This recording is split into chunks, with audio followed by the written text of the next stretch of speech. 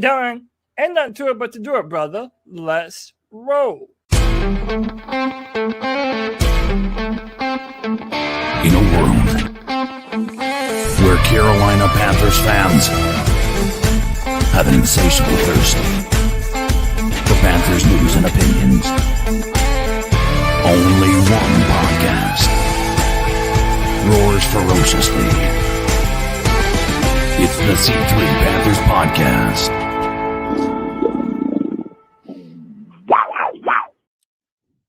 What's the deal, Panther fans? Tonight's show, Luke Kuechly to Canton and the 24 decisions that will define the Panthers. Earlier this week, Luke Kuechly found out he is the rightful owner of a gold jacket. He's headed to Canton as a member of the 2026 Hall of Fame class. And for those who watched Luke Kuechly, like we did, fly from sideline to sideline, grab picks out of midair, and just decimate people across the field physically and mentally, this was it's a celebration for him and for us as Panther fans. We're also going to be talking about the Super Bowl 24, some kind of look back at that and see if the Panthers can learn anything from that, or are they just bad buddies? And we'll be talking about the free agency picks, or the pending free agents that the Carolina Panthers have due to hit the market. There's 24 of them. We got 3 categories that we're going to be looking at, and other news too in the works. Bryce Young's 5th-year option picked up, and we've got a lot to talk about, from intrigue, lawsuits, scandal, big payments, and legends. And my name's Tony Dunn. It's the C3 Panthers Podcast, and you know who I'm rocking with. CK, what's good, my friend? Man, just another Tuesday night to be talking about Panthers football. With the 2025 season officially over, we can really take a moment to start thinking about what that future looks like. And inevitably, we have to start talking about the past. When we talk about Luke, we talk about Sam Darnold getting his Super Bowl ring with Seattle, to obviously Steve Smith having some conversations around him. But we also, as you have alluded to, we have a lot of things to talk about. That's the part of the title. We got to talk about what the future is going to look like with the Panthers. And man, I couldn't tell you how much I missed being on the full time, at least being here for the entire show last week. But it was a nice little vacation to be able to get away and get some golf in and everything. So hopefully it sounds like Bat Daddy held down the fort there for that episode, and you guys weren't missing me too much. Oh, we missed you a ton, CK. How can we not miss the man with the golden pipes? My name's Tony Dunn. That's CK. This is the longest running Panthers podcast, the C3 Panthers Podcast. We're live on Tuesday nights at 9 p.m. Thanks for hanging out with us. We're taking your calls at 252-228-5098 later in the show. Here's some prompts for you. Is Luke Kuechly the greatest linebacker of all time?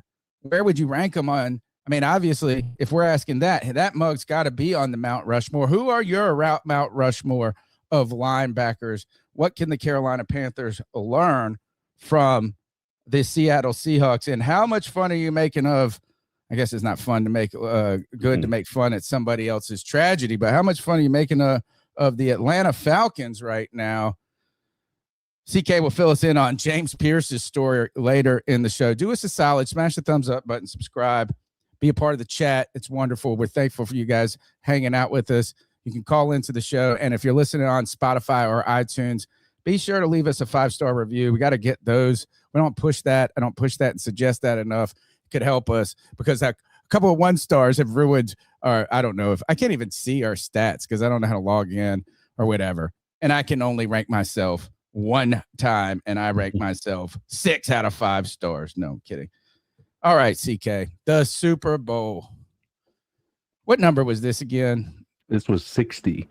10 years since the Panthers' 50 Super Bowl. That's right. I should remember that, as we talked about it last week. New England Patriots in it, the Seattle Seahawks in it. We've talked about convergent storylines for the Panthers and the Sam Darnold story. I like that I was on the trail. I like because I'm like not the greatest football expert, just a expert fan, not a football expert. And I put this question out a few weeks ago. Kind of nobody really gave much to it. And now I think it's getting more traction now that Sam Darnold has won the Super Bowl. Mm-hmm. Is it the greatest turnaround career story in football? Ooh, a turnaround career story. Turnaround. Up to this point, I think the greatest turnaround would have gone to Geno Smith. Going from basically a Jets career that ended with him getting his face bashed in by a teammate over some money that was owed to him. And all of it like just never really culminated into anything of substance to have the career he did with Seattle before, his again eventual downfall. But this feels like more staying power when it comes to what Sam Darnold's capable of doing. But dude, yeah, I think I'd be hard pressed to find another story that has this type of a volatile beginning to where it's at now. And he's still early in his career. Like we're right. What is this, season 8 for him? This was his 8th season in the NFL. 3 with the Jets, 2 with us. That's 5. 1 and with 1. The 49ers. Yeah, that's 1 8 with the going Vikings. Yep. So he's going into a 9th year. I hope that Bryce Young doesn't take this long to get his bearings with regard to playing to the level that Darnold did. Now, Darnold, one of the things I heard them talk about on the broadcast, and I think we did see it during the Super Bowl, is he is quite aggressive with that ball, which has led him to be pretty high in the interceptions column of his stats this year. But he's also, that means he's feeding his playmakers. And when you have a defense that can hold down the fort, I kind of feel like you have to have a guy like that on your team. And I can only hope as our defense improves that Bryce Young becomes a little bit more aggressive with his decision making. But Sam Darnold, fantastic turnaround. A lot of people in Carolina wanted to keep him after that, even after his 5th year when he came in after we traded where we released Baker Mayfield, and he had a really good last half of the year. I think where I don't like, to me, I like that Geno Smith turned around a career, right? And I think it's something that we've witnessed and we've been there for. I don't think it merits or it's exceeds this, because one is Sam Darnold just won the chip. He won the Super Bowl, right? Yeah. So that is like from the bottom to the top of the mountain, right? Yeah. The other thing is that Sam Darnold was, I think, I believe he was number 1 overall pick. Was he a first or second, right? I think was he a number 1 overall? He was was he 3rd? Or he might have been 2nd. It was definitely incredibly high. It was definitely in the top 5, but I want to say it was the 3rd. He was 3rd. Okay. Yeah. So here, so I think that, you got a top tier pick that was bust over, was labeled for a bust, seeing ghosts, bad time, typical time in Carolina. Carolina passes from him. He's a backup quarterback, goes to Minnesota, wins 14 games there. Not enough, though. Goes to Seattle, 14 games, and hits the top of the mountain. Kev, though, my bastard son, White Chocolate Espresso, brings up is the real one. And this shows you, like, we're showing our age here, is like, I remember Steve Young, but I only remembered him as a 49er. But Steve Young was drafted number 1 overall by the Tampa Bay Buccaneers in 1987. Good one. They traded Young to San Francisco in exchange for a 2nd and 4th round draft pick. He then sat behind Joe Montana, right? The Bucs then used their pick to get Vinny Testaverde. That's interesting. Also former Panther. And Steve Young then went on to win. Let's see, how many Super Bowls did he win? I got it right here. Join the team. USL. How many dang Super Bowls did he win? San Francisco, I don't know. Did he have one or two? Either way. Steve Young. That's a good one. I was on a podcast the other night. I brought this up. I was on a Jets podcast. They said Jim Plunkett. I was like, I don't really know who that is. But you're really talking about a guy that went and won a Super Bowl as kind of a career turnaround. Now, there are some other kind of stories in the past you could think of. You could think of a Kurt Warner, right? But not really a turnaround moment as much as in kind of a come out of nowhere and become a Hall of Famer moment. Yeah, that was his was more of a the underdog story, not a comeback moment, right? I do agree. I think Steve Young is probably the best. Yeah, it's got to be the winner. Yeah, I mean it's and that's a potential temporary thing. To be fair, because Sam Darnold has a lot of things to hang his hat on now. He's the first player in NFL history to have back-to-back 14 winning 14 games won in the regular season, if I'm not mistaken. And so, I mean, that by itself is already kind of a testament, and that's with two separate teams. And so we'll, it's I don't know if it's as it's a tight race. I think I know it's going to be an up. There's still some career left for Sam Darnold to be able to say that he's on the same level as Steve Young, but. Yeah, Steve Young goes from bust to Hall of Famer. Yeah. Right. He is the number one. Kev settled that. But this is a great turnaround story. Also, one other name that could kind of dovetail in the conversation, former Panther Jake Delhomme. Jake Delhomme, kind of journeyman. But that was NFL another underdog Europe thing. That wasn't really a comeback story. Yeah. I mean, it was just he wasn't good early on, though. Yeah, he wasn't good early on, You're but right. it was comeback. He was never expected to be good, right? The comeback is like, in my opinion, it comes from the idea that the expectations are high for a guy. Yeah. He fell really, fell basically into everybody's opinion of them dropped dramatically, which is in fact what happened for him. And then they somehow turned their career around. And I think this is a good example of that. Honorable mention, Alex Smith.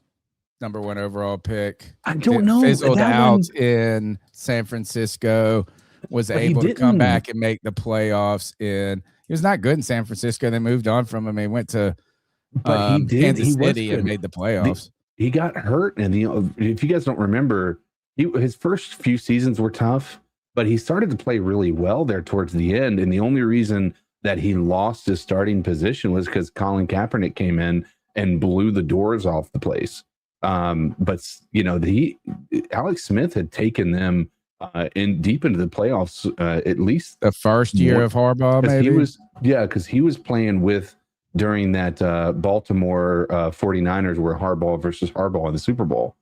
That was with him, wasn't it? Yeah, I mean, as they moved on from him, they went with Kaepernick. I think he did get hurt.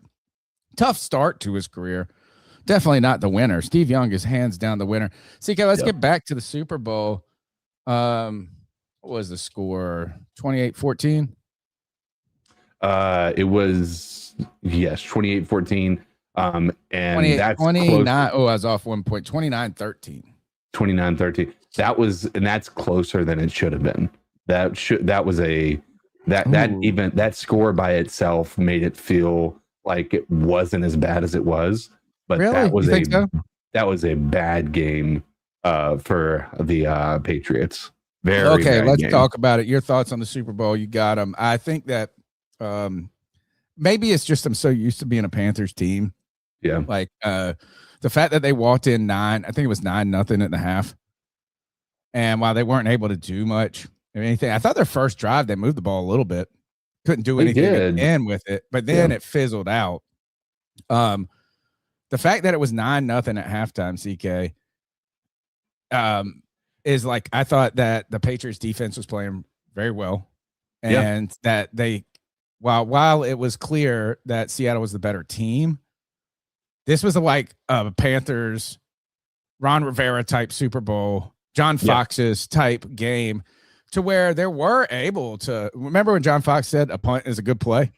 Yeah. A punt was a good play a couple of times for the Patriots trying to flip field position using their defense. And I thought if they would have been able to just get one touchdown earlier in that game, first half touchdown, I still think Seattle would have won. I just thought it was, as this had a potential, I thought, to be like a 45. Seattle did miss that. They didn't put any points up in the first half. Well, no, and I want to make this clear. The Patriots defense also is a legit defense. I don't think, I had made comments last week on the show that I felt like this game was going to be heavily in favor of Seattle. In my opinion, they are the most complete team.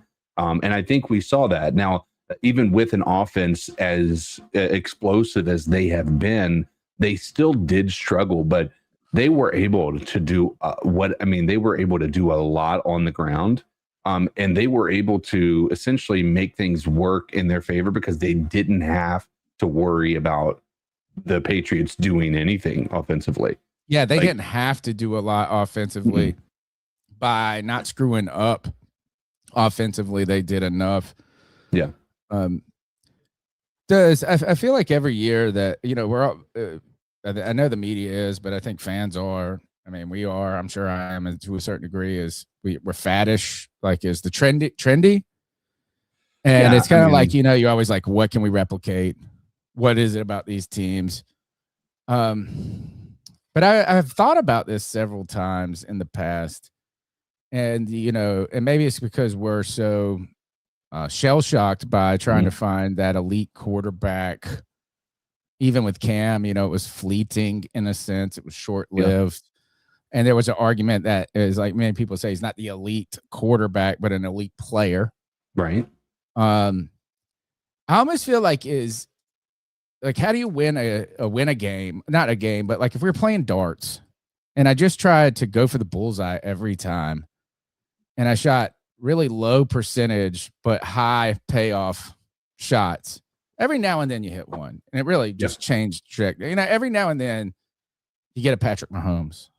Every now and then you get these, even though we use this term so much, generational quarterback or generational player, we just throw it around casually all the time, is in reality, they're far and few between. Yeah.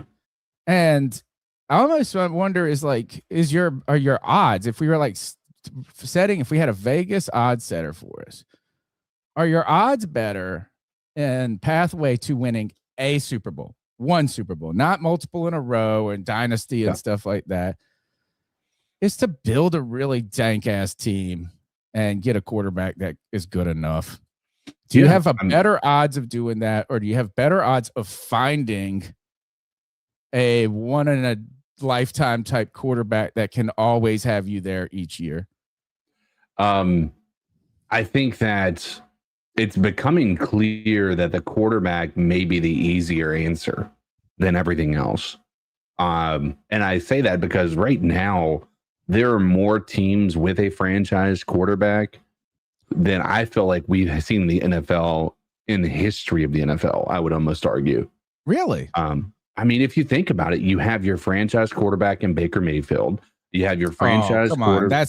He's not the type of player that I'm talking about. I am saying a franchise quarterback. What I'm saying is, every year it seems like half of the teams are like on this border of maybe we need a new quarterback, right? And I feel like we might have 5 teams that feel that way at this point in time, maybe. And I don't know. It just feels like when you think about elite quarterbacks, I mean, let's say we name them, right? You have Mahomes, Josh Allen. You have, oh gosh, I've already lost track of where I was going with it. What's his face in Cincinnati? Burrow. Yeah, Burrow. Yeah, I could not figure out Lamar Jackson. You have, I mean, there's. And how many of those have won a Super Bowl, though? That's a good question. I mean, not many, obviously.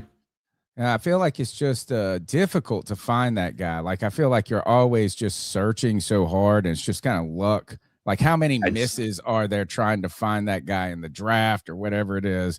Brother, And it almost seems to me that it would just be so much more efficient to just build a really awesome team, maybe an elite team on defense, a really, really good team on offense, and then to have a quarterback that ultimately doesn't screw it up. Yeah, I think number one, that last part is an important part of it. But the thing is that I think we're seeing that less than great teams are finding success with less than perfect quarterbacks. And what I guess I mean by that is when you look at Houston, right? They had some would argue a liability at the quarterback position, right, this year. And that defense kept them in that entire offense, or that entire the entire season, they kept them in the games. And you look at Seattle, it allowed for a quarterback like Sam Darnold to be able to just air it out and not be afraid because he knew his defense had his back. And they were able to take that into the actual Super Bowl, which is a rare thing. You can't really find teams that can go into the Super Bowl with a mindset of, we're going to beat you by not letting you beat us, essentially. And that's kind of what they did.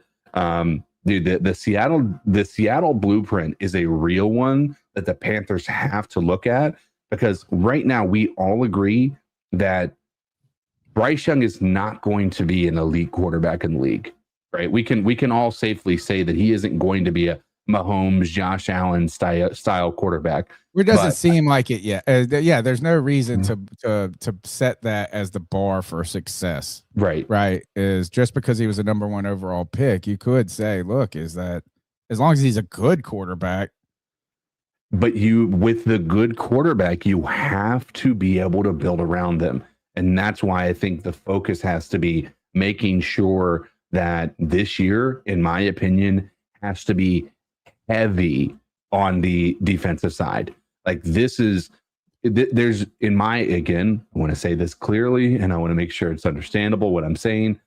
This has to be, we can't be drafting a wide receiver in the first round type of a situation, right? We have to really be willing to put some effort into getting this defense built up, because that is the path to success. And we saw it because the way the Super Bowl worked out. We think about some of the top teams in the NFL this year. You talk about the Broncos, one of the best defenses in the league. The Houston Texans, one of the best defenses in the league. Seattle Seahawks, one of the best defenses in the league. The New England Patriots, one of the best defenses in the league. Those are the 4 best teams in the NFL, arguably towards the end of the season, right?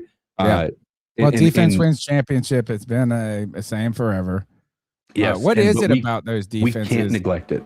I think the key that I kind of take away is, you have to be elite on one side of the ball, at least, right? Is you got to have to be a Super Bowl contender champion, right? I mean, there's times you can get in there. Look, I mean, I guess we could talk about the Patriots. Were they the best possible? Would this Super Bowl been better if it had been the Bills or the Jags, right?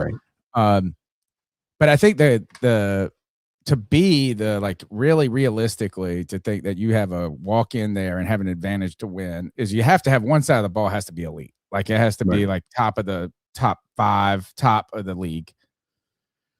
And then the other side has to be very good, right? You have to have balance. So like, if you think about this, is that I would say that Seattle's defense, at least in the back end of the season, is proved to be the elite side, and the offense proved to be the very good side. That's fair. And they did put up a lot of points this season. I was talking with my buddy who was like, oh, Sam Darnold didn't have to do anything to win this. But JSN, he had 1,700 yards. He was offensive player of the year. They had a wide receiver. They were putting up points. They had an explosive offense. It wasn't like that they didn't have anything throughout the season. Right. But I think the key that I took away from this, or at least from the Seattle defense that I saw, is that even when you build a great defense, the way to build a really great defense, like one that's just like so problematic, is to just be able to have 4 guys up front that on their own can get it done.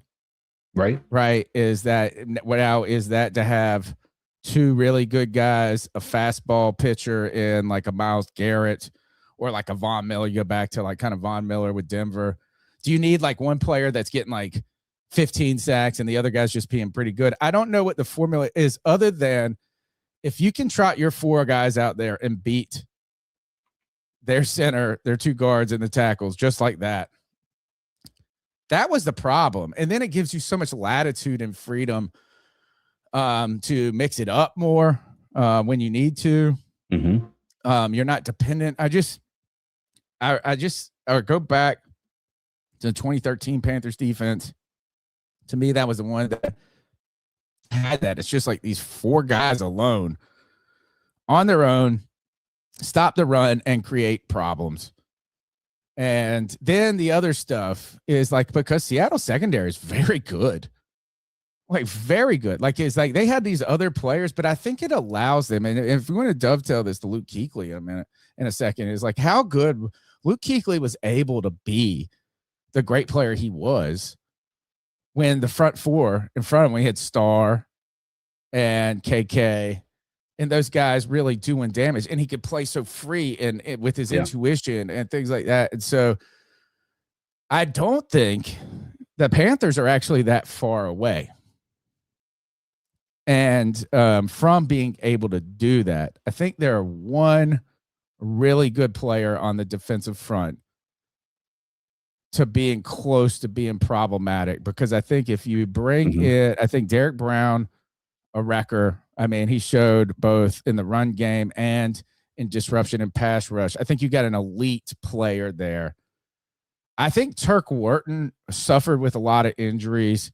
I think maybe if you could work him in next year, like we might see Wharton be better next year than he was this year for the Carolina. I could see a world where he played consistently. He wasn't dealing with the injuries. And all of a sudden you go, man, that's kind of why we signed this guy.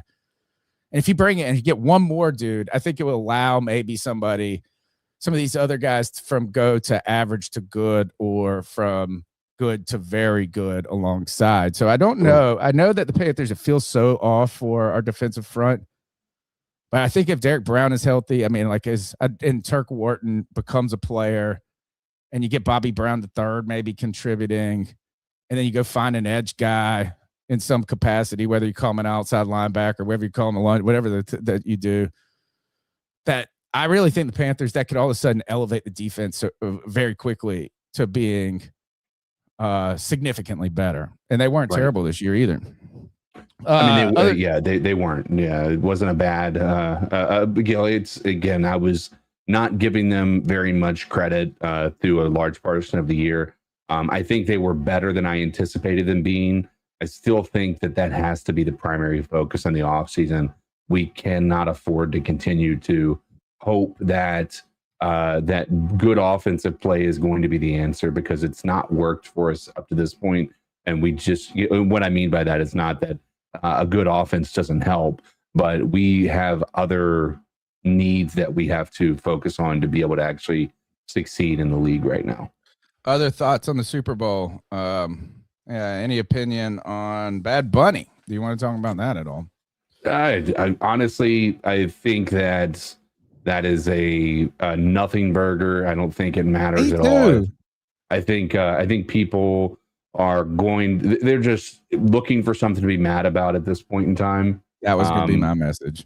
Yeah, it's really not worth our time or effort to even have a conversation about it. If you didn't want to watch it because you wanted to listen to music that you enjoy, I literally have no problem with that. What did you think about the actual show?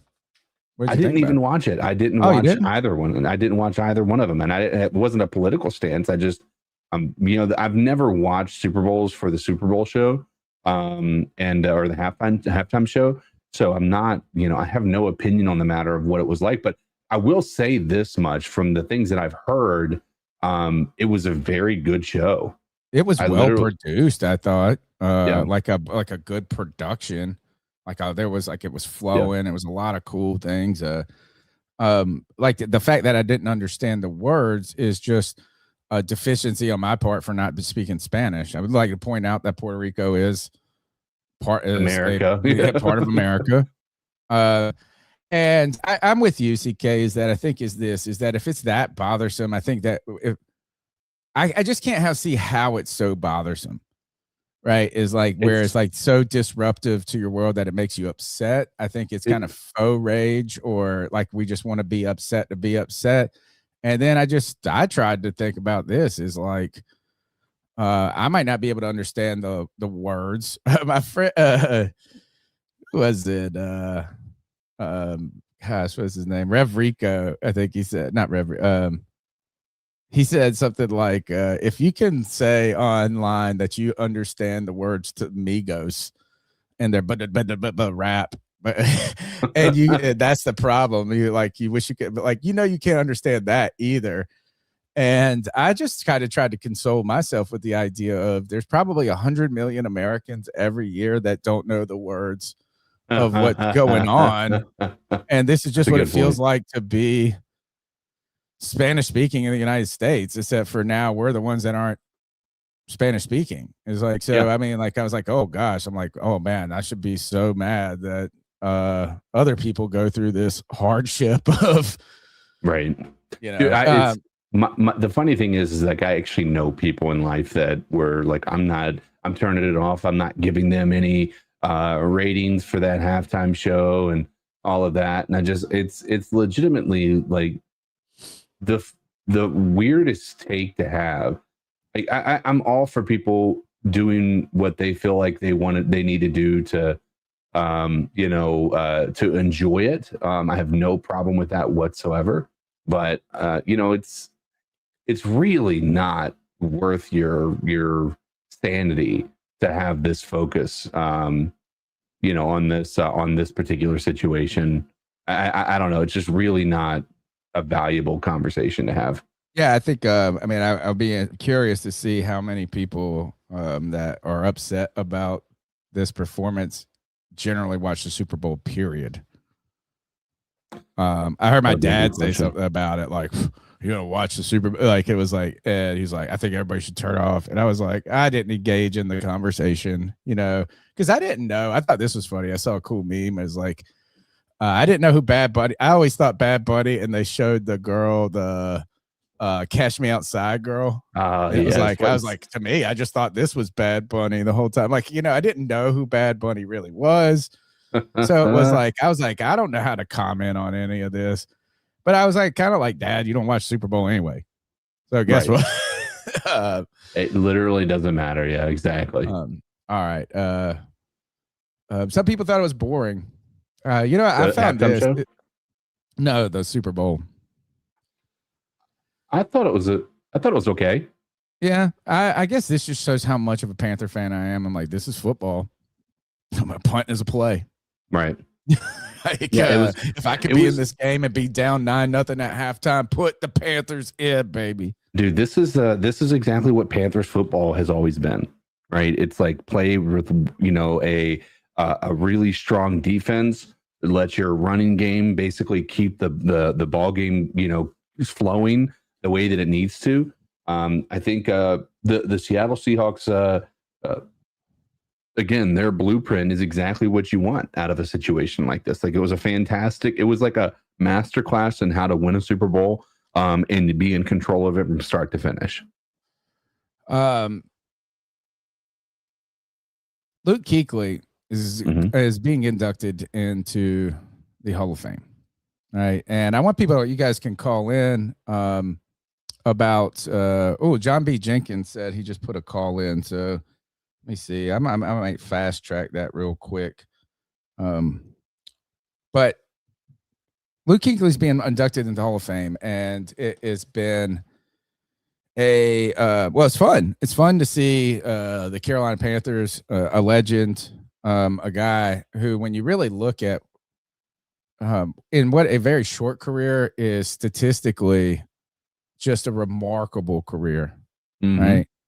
And a player that what I love about Luke Kuechly, and not that I like controversial players. My favorite player, other than Julius Peppers, is Cam Newton. Like, I don't have a problem with a player having a personality. I don't have a player with having making mistakes. I didn't love Luke Kuechly because he was clean cut, right? That wasn't why I loved him. What I think is really remarkable about, and maybe is that there's not a single person, player, media, opponent, hater of the Panthers that just didn't say Luke Kuechly's a fucking man. There wasn't even the hater of hater, right? Has never. There's I don't know if I've ever experienced a consensus player that everybody recognized their greatness. Mm-hmm. Big shout out to Mr. Lightning 20 for the $9.99 super chat. Thank you so much for your generosity. Panthers Nation, both current and past players, had a great NFL awards day. T-Mac, Rookie of the Year. Luke, Hall of Fame. DJ Moore, what's this? Moment. What is that? Moment of the year. Moment of the year. That was the Hail Mary. Oh yeah. No. And Christian McCaffrey for just having another sensational season. Thank you so much. I'm pretty sure Mr. Lightning lives in Greenville. Stick around for some Greenville shout outs late in the show.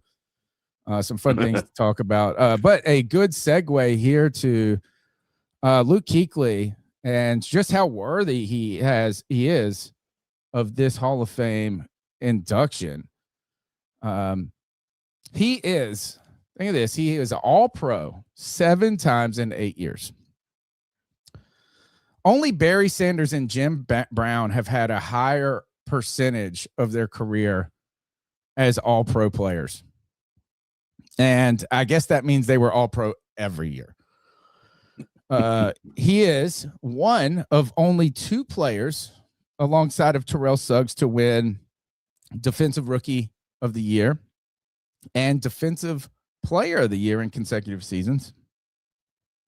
He was a machine, tackling machine, 14 tackles per game in college, and he just carried that into the NFL, leading the league in tackles as a rookie, right? Is Luke Kuechly a unicorn of statistics in so many ways, and in such a short career is honored and acknowledged. CK, your thoughts on Luke Kuechly? Go where you want, where you will with this discussion.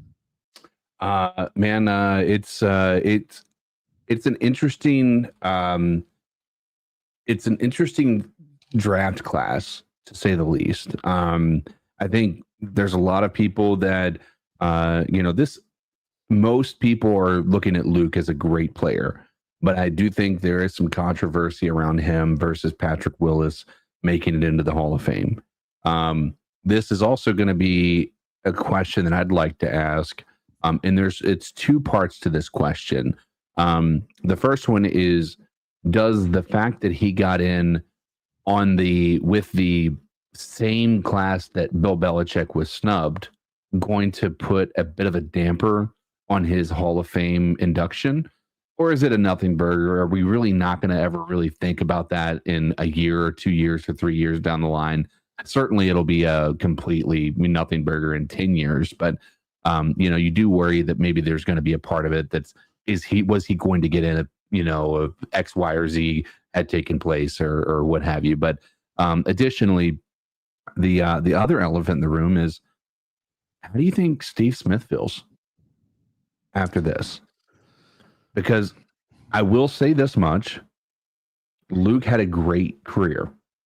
It was a short career, and outside of single season accomplishments, he isn't even touching any records, from a career record standpoint. Whereas Steve Smith is in the top 10 all-time receiving. And that's a lot of receivers in the entire history of the NFL that he's outperformed with non-elite quarterbacks to throw the ball to him. So I think if I'm Luke, I'm certainly if I'm Steve Smith, I take this as a little bit of a little bit of a shot to him, because he's now been snubbed from the Pro Bowl, 3 years in a row now? I think this is that, look, there is I don't know if it's political was the right word, but an element to the Hall of Fame where they can't let or at least they choose not to let too many players from too many positions in the same year. Right. Sure. And like, we're not putting 5 wide receivers in. So there is a political component. I think the problem with Hall of Fame, or at least from I need to get my buddy CW Sloan up here to he's a NFL historian and a Hall of Fame. He goes to Canton every year, goes for the Hall of Fame game. He really is like the history. He wears a Shield t-shirt a lot. Like he just loves the sport of football and the history of it. Mm-hmm. So I'm maybe I'll bring him on next week to talk about this a little bit. But I think is that what I don't like is that you lose your eligibility. Right? That is a weird. Like if you don't get in this time range, then I guess you're not going to get in, or you go to a second tier, or then you got to come back around or something like that. What the dynamics are. There is a component to that. So, which I think that sucks because it's like, all right, I can understand if we're not going to let people in. We're trying to honor certain kind of diversify the Hall of Fame each year and not just have like 10 wide receivers come in all at the same time. But then for you to kind of miss your window when you could have been, because I think that in comparison, I think Steve Smith put up very comparable, if not just as good, or not. They're comparable, maybe even better than Hall of Famer last year, Andre Johnson. I think there's an argument there. Sure. But then if I look at who went in at wide receiver this year and Larry Fitzgerald, I think Larry Fitzgerald's a clear Hall of Famer. So, like, I'm not upset that Larry Fitzgerald got in. I do not like that. Like, I can understand the dynamics, but then if Steve Smith's going to miss the window of opportunity because of that political aspect or whatever you call it, that kind of is disheartening. I think they should take away that window or cycle of whatever that may be. But I don't think here is that Luke Kuechly I think he's just every bit of a player that Steve Smith was. And I think this is, as I'm a firm believer that Steve Smith should be in the Hall of Fame. I believe the stats are there. I think the play was there. Maybe the market had something to do with a little bit of what I'm going to talk about next. And also the fact that the Panthers, I mean, look, he got the triple crown on a team that threw the ball the least in the whole league. Right. So I think like what he did on the team, he did it also lends to his Hall of Fame worthiness. Some people will say this is that while Steve Smith was great, is that in any single given season that he played, no one said he was the best receiver in football. And, it's Calvin Johnson, it's somebody else, right? Randy Moss or whatever. And to me, though, I think on the flip side of that argument is that every single season Luke Kuechly played, there were people saying that he was the greatest linebacker in the league.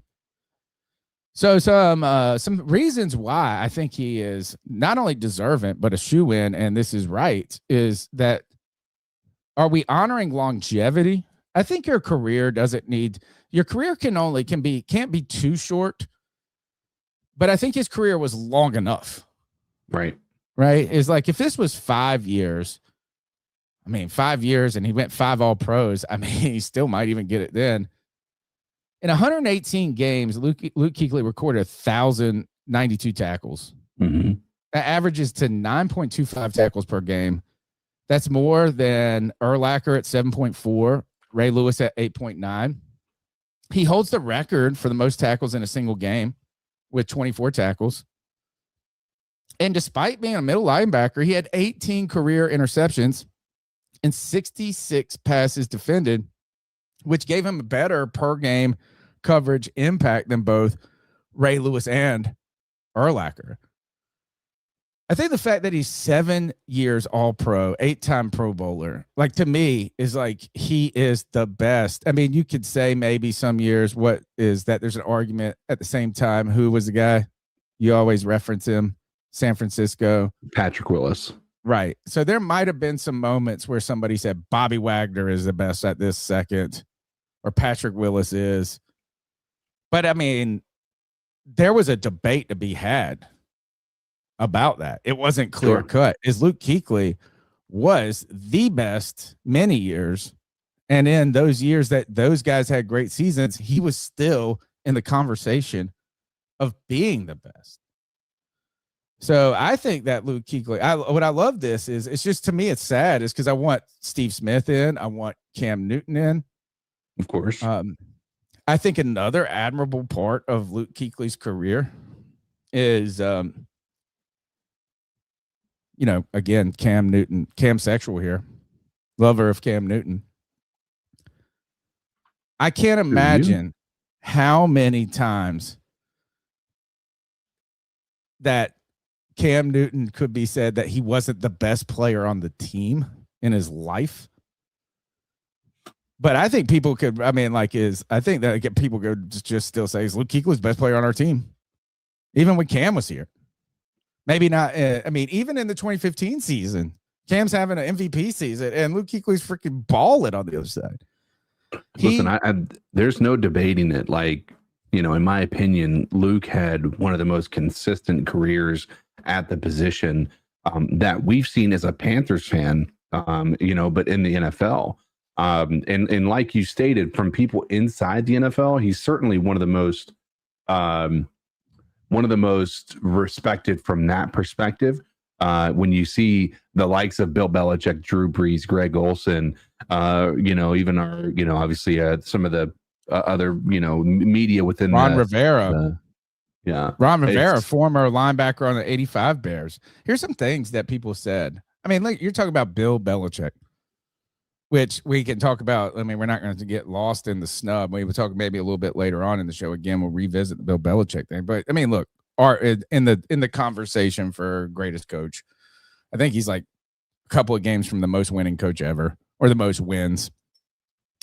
Bill Belichick said this. He's as good as anyone I've ever coached against. Yeah, he said he was second to none in production, and he knows where a lot of plays are going even before they get there or very quickly after the ball's snapped. I love, this is what I know and I respect about people like, or at least I would say, former Bill Belichick, the previous iteration of Bill Belichick before he was attending dance competitions or professional cheerleading competitions. They don't offer praise lightly. And when they praise, it's worth it. So I think that, like, to have him say that is a recognition. He coached Lawrence Taylor. I take that very seriously. Drew Brees, also inducted into Hall of Fame this year. He's one of the smartest football players, I think, ever to play the game.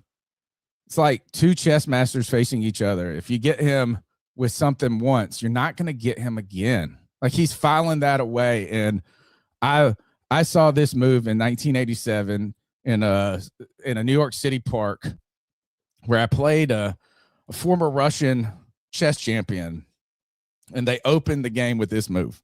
Or, I've seen this trick. You got me once, fool me once, never again. Another love of our life, Greg Olsen. I love this one. He was an absolute sociopathic serial killer, the most cerebral player on the field. He had an advantage before every ball was snapped. And former head coach Ron Rivera, teammates, coaches, and opposing players have always marveled at his uncanny ability to diagnose and make plays. It was the gold standard of Mike linebacker. And shout out to Cat Crave, who we're putting there up there. He will forever be enshrined in Canton as one of the greatest, not the greatest linebacker to play the game. And that leads us to this, CK. Is he the greatest linebacker of all time? Carolina Panther fans, you're listening to the C3 Panthers Podcast, brought to you by CK and Tony. That's right. We don't have CarolinaCatChronicles.com anymore. I'm so used to saying it. Intellectual muscle memory. You're listening to the C3 Panthers podcast, the longest running Panthers podcast. Make sure to smash the thumbs up button. Participate in the chat. Call into the show. Here's your opportunity. In fact, you know what, CK, is John B. Jenkins said that he called talking about some of our discussion with the Super Bowl talk. So why don't we do this is I'll let you guys in calls. The number's 252-228-5098. I'll put the banner up right here.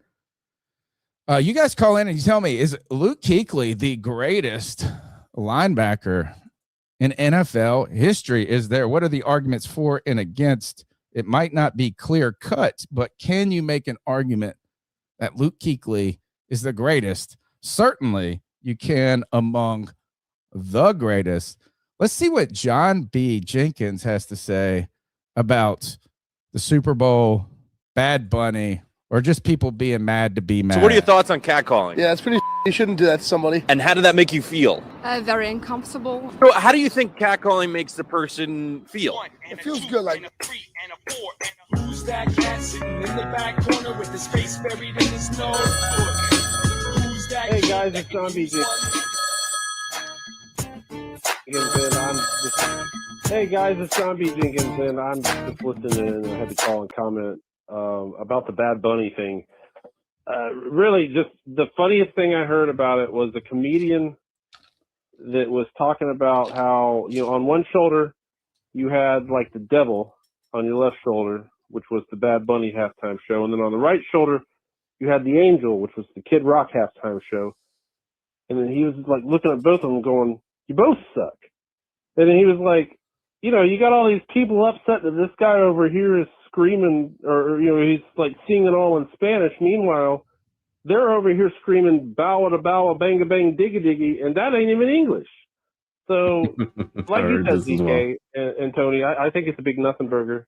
I watched it for the pure curiosity of it, and I will say, as a former theater student, and once a thespian, always a thespian, as I say, the production of the set and everything was pretty good. But I will say, after looking up the lyrics, I mean, yeah, they were raunchy, but like, you know, what hasn't been raunchy? What music isn't raunchy now? I don't know, but really, who cares? I don't think really the Super Bowl was very exciting, and I think for the first time in years, I wasn't really excited to even watch the Super Bowl. I did watch the Super Bowl, of course, and it was, you know, I was like, who's going to win?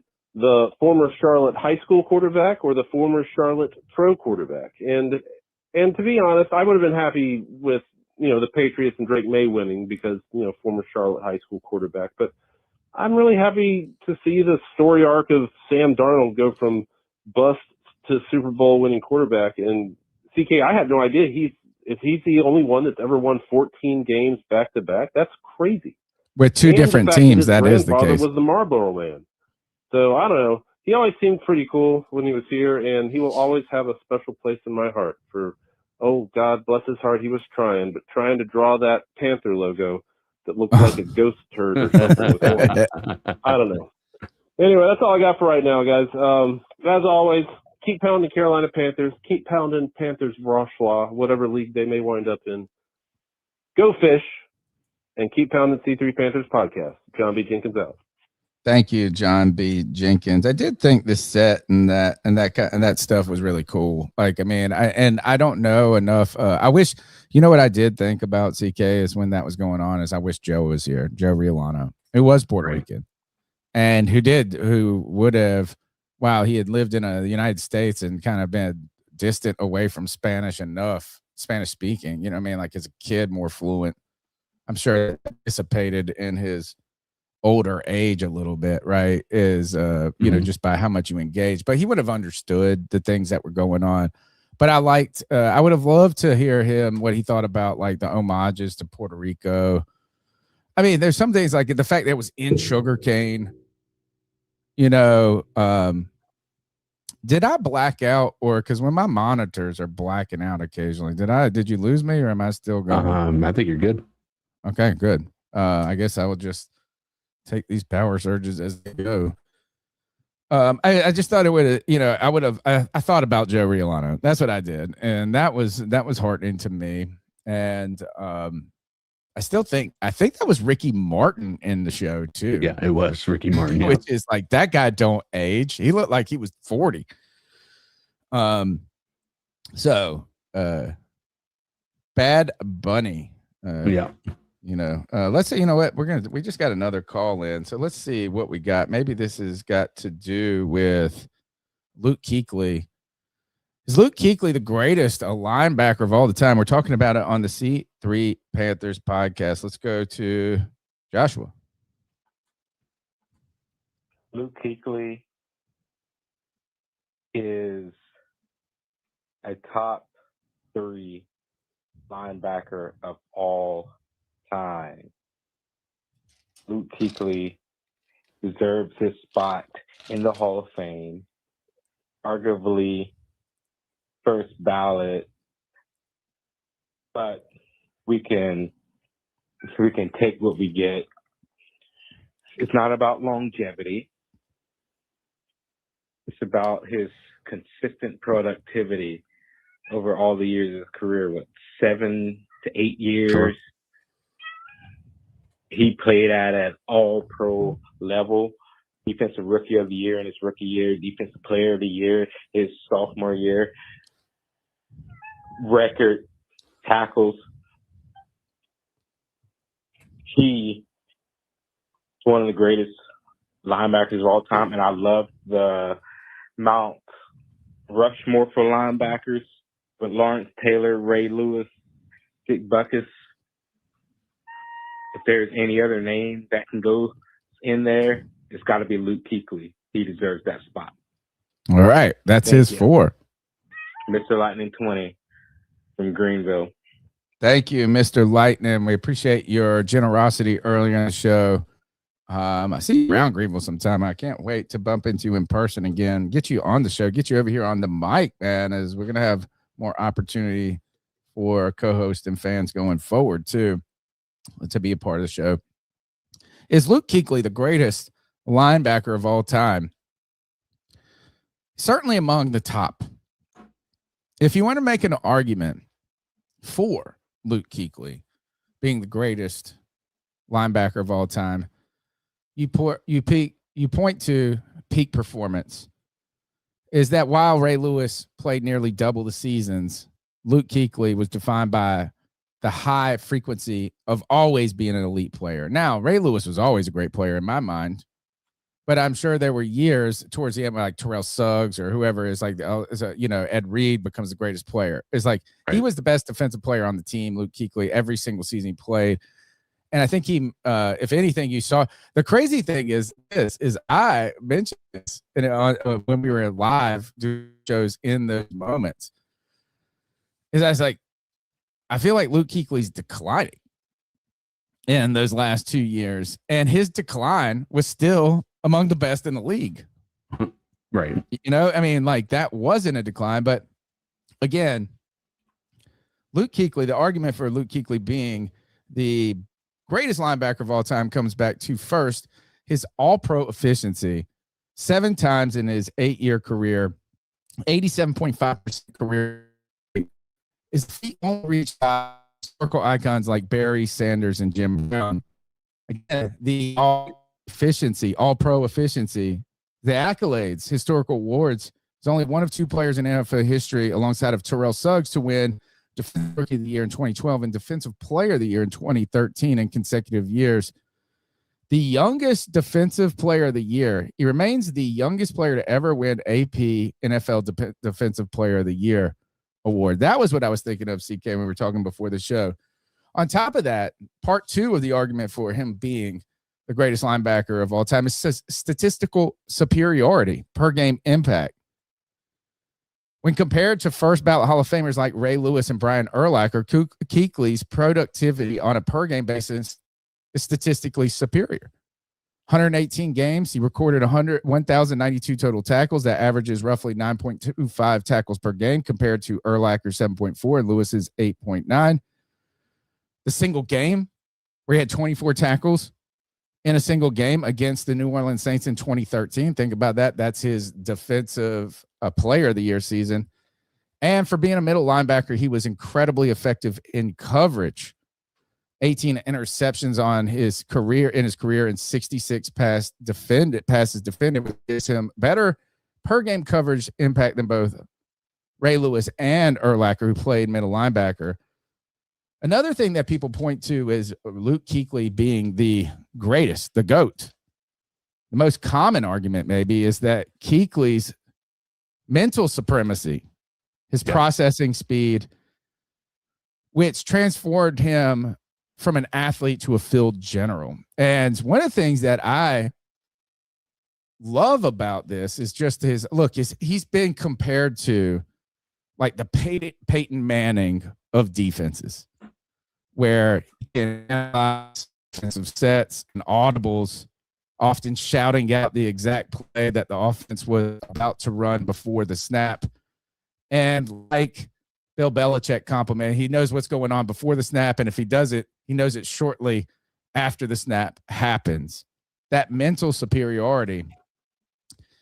He didn't just win with athleticism and raw power alone, but he won with anticipation, angles, that mental student, that the student of the game.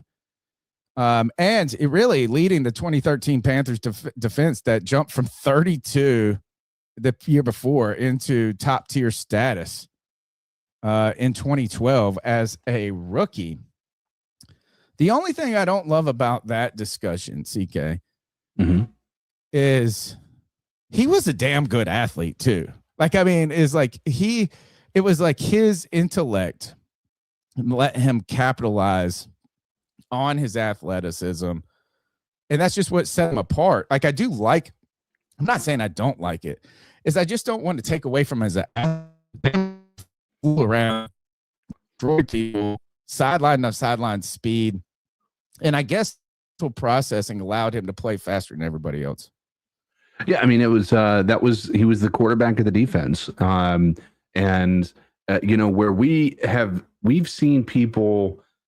I don't think he was ever we were ever accused officially of cheating, but you could almost get this feeling that other teams felt like we were somehow had an advantage that was unfair because it was like we always knew what the other team was running, and that doesn't happen by accident. And he'll even talk about it. There's some interviews he did, which were really good. I believe one he did with Jonathan Stewart. He was talking about his rookie season. Like he had his welcome to the NFL moment pretty early on because he was like making bad mistakes, right? The ones that made Thomas Davis look like he was making mistakes when it was all Luke's fault because he should have taken a different angle. And Thomas played it exactly the way that he should have. And he talks about how, he learned that the best advantage that you could have going into a game is knowledge. You can be the most athletic person on the field, but if you don't have that knowledge of what the game is, he studied film like nobody. And I think that is, I do agree. I think that is a Hall of Fame worthy talent. Because it's not something that has been able to be replicated consistently.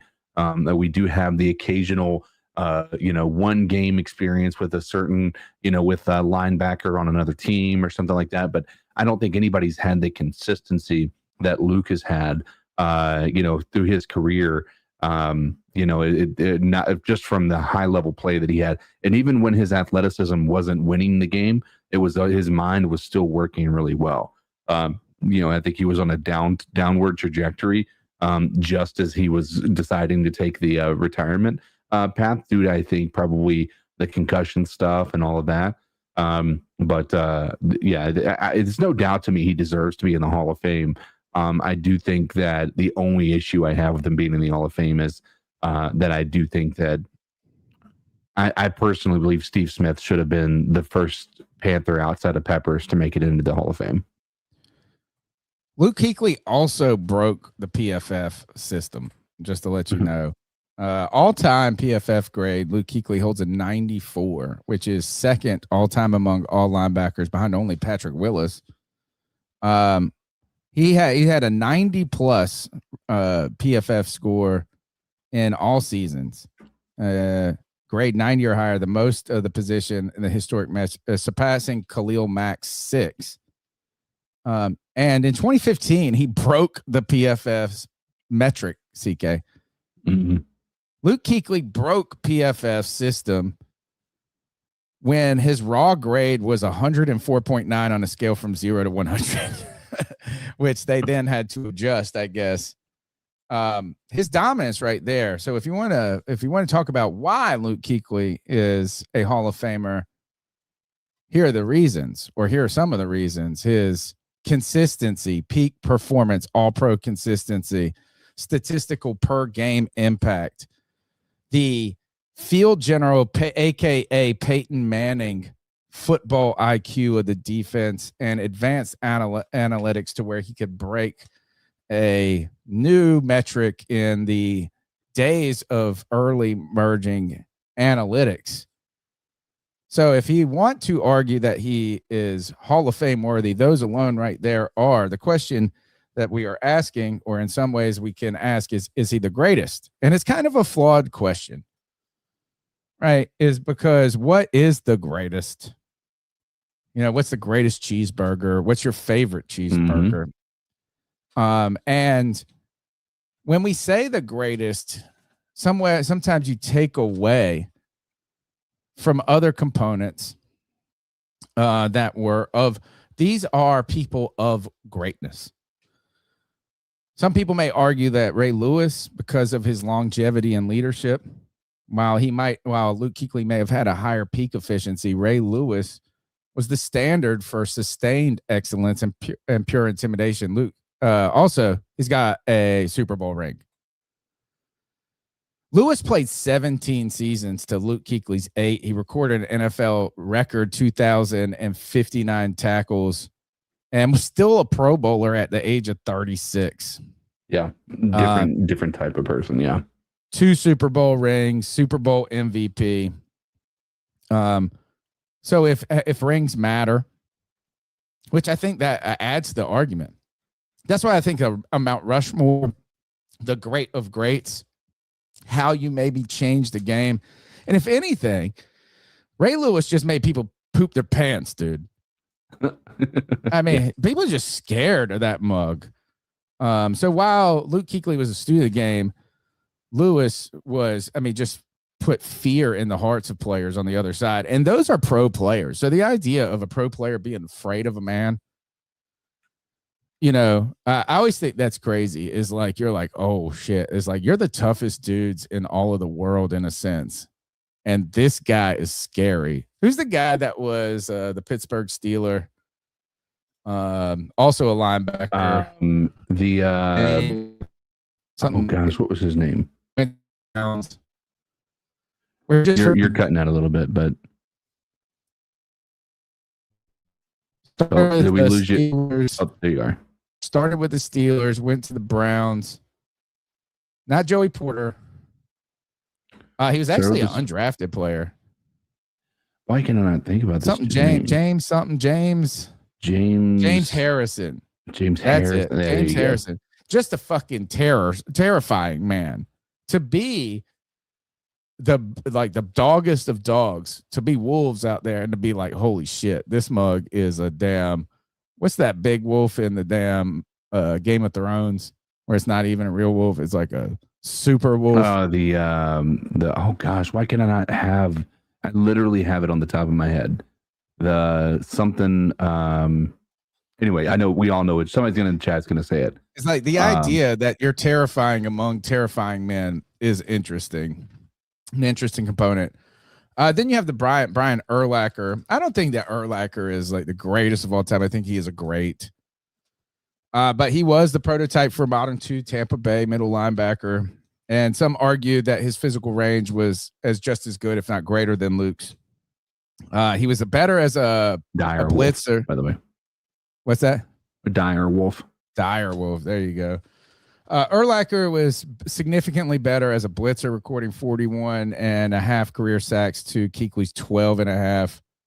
Urlacher could drop into coverage on one play and then overpower a guard to sack the next, right? So he was a physical specimen too.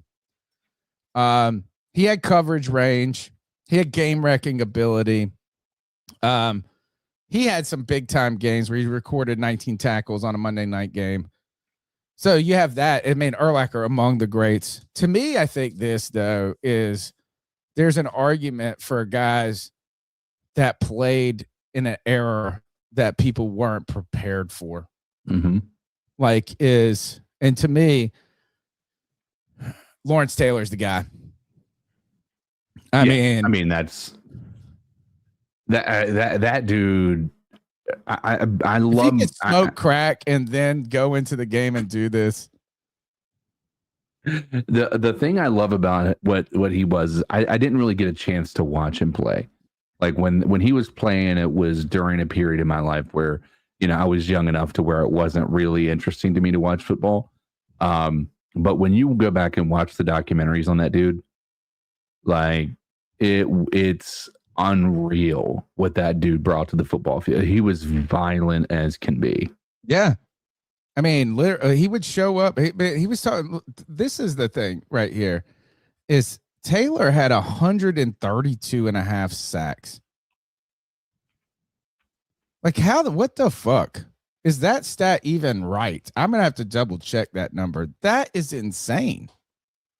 If that stat's correct, he's only one of only 2 defensive players to ever win the NFL MVP.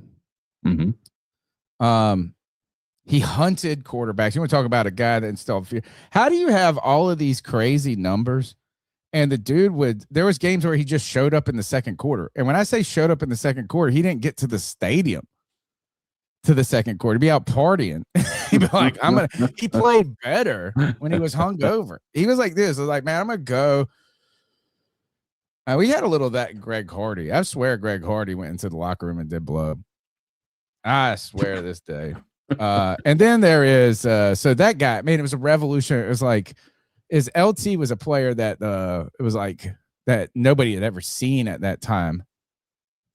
And LeVar Arrington was supposed to be the next Lawrence Taylor. Also a very good player, but not in this case. Dick Butkus, air dominance, one-man wrecking crew. He had top 5 MVP voting 4 years in a row from 67 to 1970. Fear factor known for his physicality and violence. And unlike Ray Lewis and Luke Kuechly, who often had some elite talent around him, like Ed Reed or Thomas Davis, or maybe you could say Starr. I mean, some other players that were very good. Butkus was a one-man band who did it on his own. So do you think that if you wanted to talk about the greatest of all time, do you go with longevity? Can you be the GOAT if you only played 8 seasons?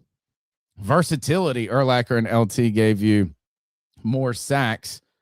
Intimidation, Kuechly was a genius, but was he feared like Lewis, Lawrence Taylor, and Butkus were? Playoff success, these are things that may undermine his claim to greatest of all time, but one of the GOATs for sure. CK, you got a favorite moment from Luke Kuechly? There is a favorite moment, and it's none of the ones that people talk about. And it literally has nothing to do with anything. It was actually, it might have been 2017. We were playing the Rams, and there was a moment. You didn't see it until the replay, and nobody talked about it. It wasn't like a highlight reel or anything like that. He wasn't involved in the play. There was a guy who was blocking him. It was the Rams. Again, we weren't a good team at this. It went in 2017. It had to have been 2018. And this guy was blocking him, and he threw this guy to the ground with such violence after the play, like right as the play was over, and then just put his hands up and walked away with like this like menacing like walk. Like it was just such a weird. It was such a moment where I'm like, dude, I am so glad I don't have to play this dude. He was a dude and a man, and he made these guys acknowledge that he was on the field every time he was on the field. And so it's not a highlight reel. It's not anything. It's not a pick six in the NFC Championship or anything like that, which those are all impressive to me. It's even when we were a bad team and games didn't matter, he was still Luke. Yeah, I think there's the pick six against the Cowboys where then he shoved Tony Romo and they're like 5 yards into the end zone. That was fun. I love this is that I feel like there's so many of them that like we used to have some like kind of like highlight, not clips, but in the intro of like just Thomas Davis and him just wrecking dudes.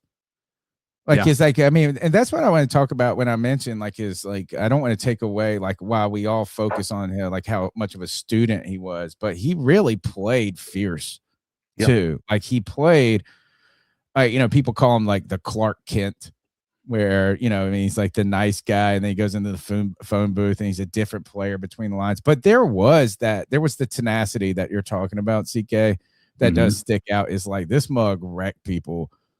And also probably reason that he struggled with concussions to a degree, and kind of reminiscent of another great Panther linebacker in Dan Morgan, who played like a barbarian out there and suffered from a lot of this. Luke Kuechly was amazing. I love that pick six on Thanksgiving.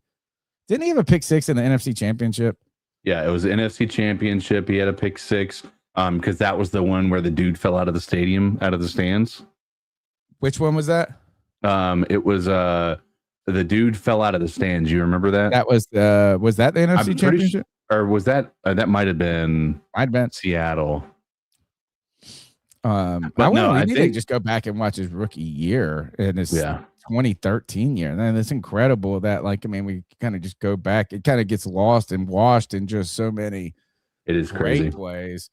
Just played so fast. That's what I remember about him. Let's go back to the calls. The number's 252-228-5098. You guys get on your thoughts of the Hall of Fame discussion, the Mount Rushmore, Bad Bunny, whatever you want to talk about. The mic is yours. Let's go to the next call. Yo, what's going on, C3? It's Anthony from Charlotte. Hope y'all boys are having a good Tuesday, man. The 2025 season is officially over. Congrats to the Seahawks and Sam Darnold, man. Also congrats to T-Mac on winning the Offensive Rookie of the Year award. Definitely. I don't know where we would have been without him if we didn't pick him at that spot. So good pick by Dan Morgan. Hope you guys are doing good, man. Now it's time for the offseason, man. Only a month, technically less than a month away from March 9th, which I think is when you can start signing free agents and all that which stuff. Which is wild. So the rumors are going to be flying around. I'm pretty sure, in the next week, couple weeks. But I just wanted to call and give my one takeaway. Also, shout out Luke Kuechly, man. Unbelievable player, elite linebacker, legendary player. He deserved to go in the Hall of Fame, even though his career was a little shorter. But after watching the Super Bowl, man, I think it's really clear, like, even whatever your opinions are about our defensive coordinator, our scheme, all that stuff, I think it's time to get this defense back to the old days of where we have good linebackers, we're physical. And I think the defense took a lot of strides this year in being on this path to getting back to that point. But I still feel like there's a couple missing pieces. But, Dan and Dave Canal, they come from Seattle, right? And they've worked with John Schneider, the GM over in the Seahawks. And give Mike McDonald credit. He's a fantastic coach, and he made Drake May, look like a rookie out there. And he technically is. But point being, sort of. we need to get pass rush. We need to be able to pressure the quarterback next season. I think, like, that is the number one priority, and I know Dan's talked about it. I feel like if that can be a serious threat for this team and this defense, our win total can potentially jump up a lot. And last year, there were just a couple games that come to mind, like the last Bucks game, the two Saints games, where we just couldn't get pressure on certain drives that were long, sustained drives to make a play, anything like that. So that helps. I think that's the biggest takeaway from the series is make the defense elite again. Take some swings. Anthony from Charlotte, give me your thoughts. Man, we certainly have a lot of political metaphors for football teams, huh? Tell me. Tell me. Build that wall. Oh yeah, that was ours. I did that one. Make our defense great again. Make our defense great. Yeah, we've always had these, and if anything, is like whether or not how anybody feels about Donald Trump, I don't care. You can't say that the guy's not a little showman genius in these. Oh no, yeah, you know. Listen, he wasn't a famous person on the television for no reason. He knows how to really get in a short burst of words to make you, it's like there's no bad press type thing, right? It's like if he's making you mad, it's working. If he's making you happy, it's working. We said make Carolina. We had make Sundays great again. We had that one a few 2 years ago. We've had a lot of political tropes that, but is what's funny about it is because it has nothing actually to do with politics. It just actually, we had a shitty offensive line for so long. Right. So like, it was like, build that wall. We were like, we're not talking about Mexico. I mean, we're talking about the Carolina Panthers offensive line. I remember just leading into that like crazy. You know what is, I've found this and it's just kind of going back, not to the Bad Bunny, but anything. It's like, I don't got enough energy and time to just be mad about everything. Yeah, no. It's like, y'all, like whoever's so mad about something, I still think that's funny, is like, you're boycotting the Super Bowl halftime show, but you've also haven't watched the Super Bowl in 10 years, whoever you are, most of the time.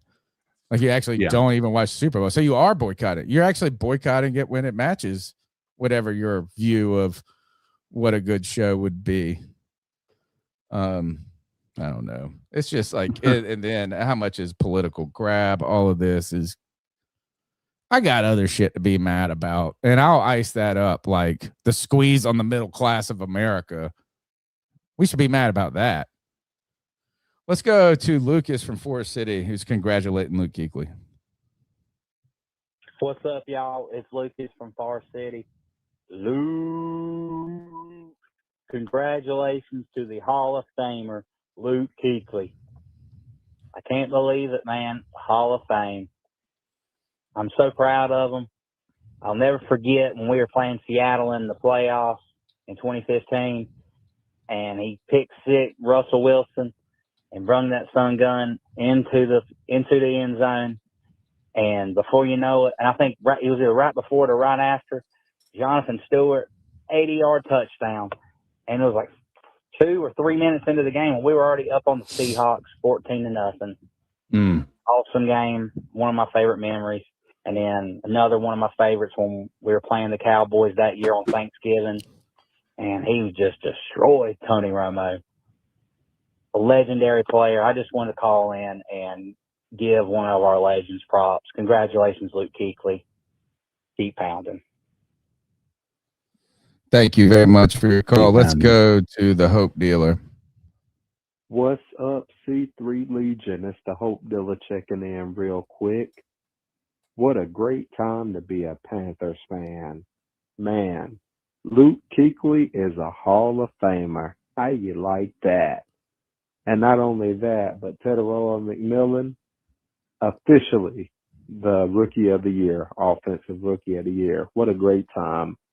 I just wanted to take a minute, man, just to chime in on Luke Kuechly and his Hall of Fame career.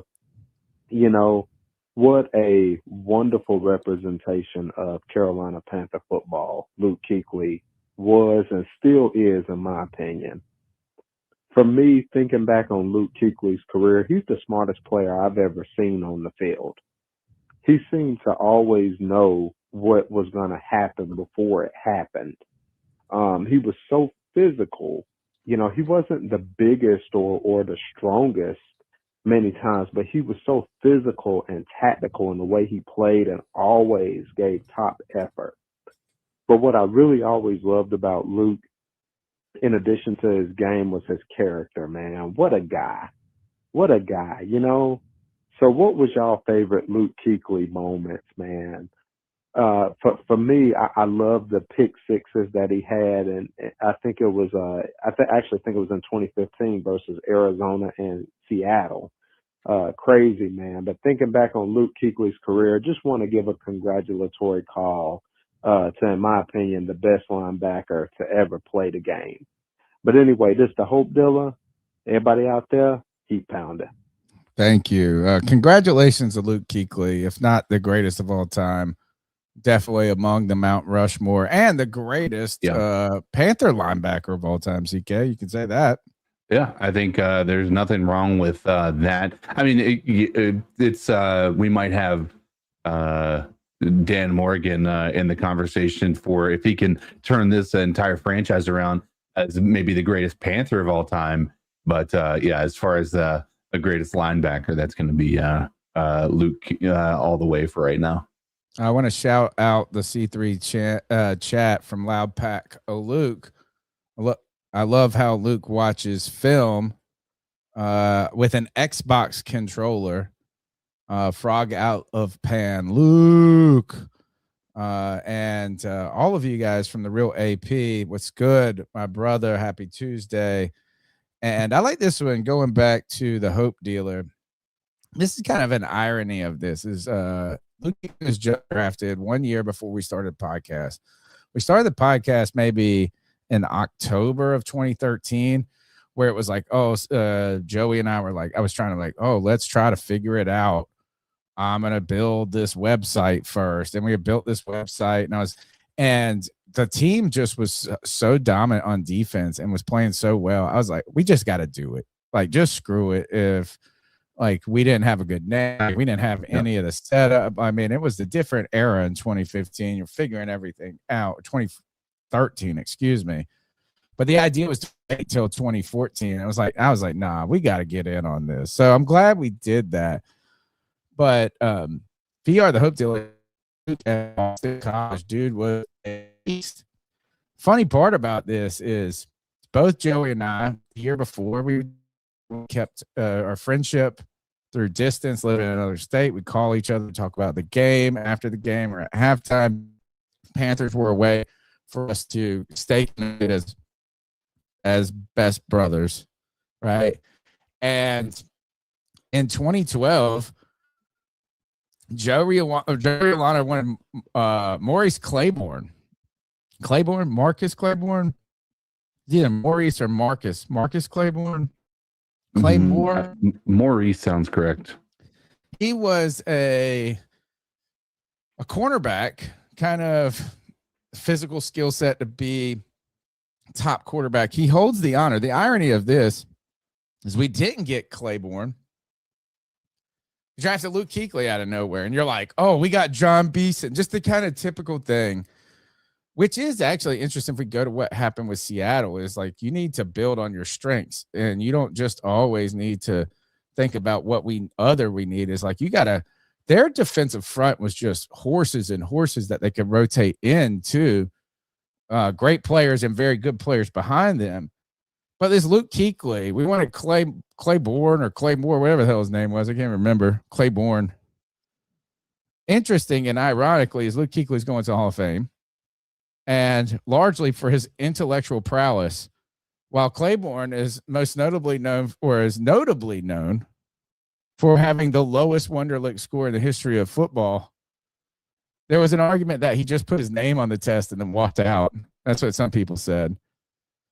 But you could say instead of drafting the player that we wanted that may or may not have been straight dumb, the Panthers drafted the smartest player in the draft. We thank you, Luke Kuechly, and looking back, you never know what you're going to get in the NFL draft.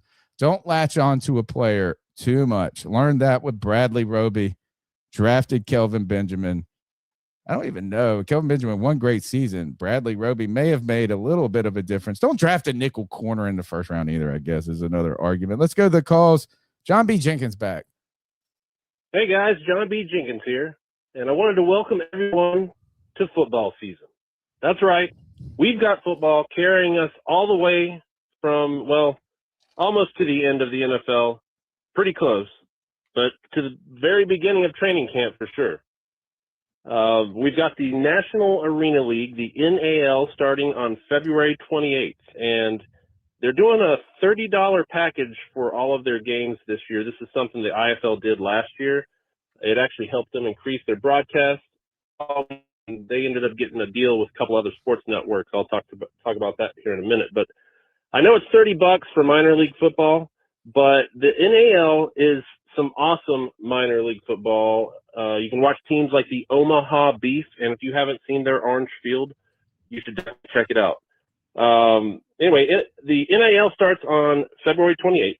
Then we've got the IFL starting on March 14th, and their games are actually going to be free to watch this year on FanDuel Sports Network and Yahoo Sports. I think Yahoo will do the East Coast games and FanDuel the West Coast games. But definitely check that out. I loved that league last year. It's high quality indoor football. And of all the leagues indoor, I would say the IFL is the top league of those leagues. Then we've got the UFL. That's some outdoor football for you. It looks like Matt Corral will be coming back as the quarterback of the Birmingham Stallions. And Cody's favorite guard, Blastoise, a.k.a. Deonta Brown, is still on that team. So look for him. Those games are going to be on Fox, ABC, ESPN, and FS1. Then we're going to have the AF1 on April 11th. I'm not sure how we're going to watch those games yet. Then our Ozarks Lunkers in the Arena League kick off on May 30th. And those games you can just watch for free on their website. As far as Europe is concerned, I don't know what's going on over there right now. It's a mess. The ELF has been broken up into 3 potential leagues, and I'm just not really going to trust what's going on over there until they actually kick off. There will be some sort of European football, but the leagues may be split this year. And then, of course, we've got Mexico, La Liga de Fútbol Americano Profesional, then Japan's X League, and then the Canadian CFL right before training camp. So that's all I got. This is John B. Jenkins, and I'll be calling back with some more updates. All right. Thanks, John B. Jenkins. We're looking for that alternative football as we're going forward, and there is no football. Go fish. Go fish. Let's see what we got here, CK. If we he's like, how do I change this view right here? Maybe this is what we're going to work with right now. Going back into the next part of the show is, guys, the league year is going to be starting soon, and the Carolina Panthers are going to have some decisions to make.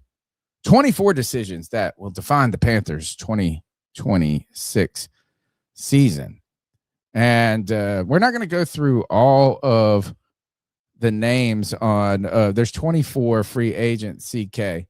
But what we're talking about is Carolina Panthers are going to have to make some decisions about players on their team or in this past season that maybe contributed, maybe that they think they can improve, but they're going to have to make some business decisions in who they keep from that previous roster, who they think that they can replace through free agency in the draft, and what strategies they want to go with this. But the most pressing of these names, where we can bounce around the full list a little bit, but if you really look at I guess there's kind of a few categories. Maybe you guys can chime in the chat and tell us who you think is the most pressing. But I think right off the bat, it starts with this. The Carolina Panthers have the most highly paid offensive line, I believe, in the NFL. They made a commitment 2 years ago to build that wall. You had Robert Hunt that was dealing with torn biceps, I believe. Yeah. But these guys are Damian Lewis, they're on the roster, they're on the team, but they're taking up some big cash. But the Carolina Panthers put the 5th-year option right on Ikem Ekwonu this past year. And Ikem Ekwonu suffered a PCL injury, patellar tendon injury, the kneecap thing that Jimmy Graham went through. It's a very difficult recovery for players.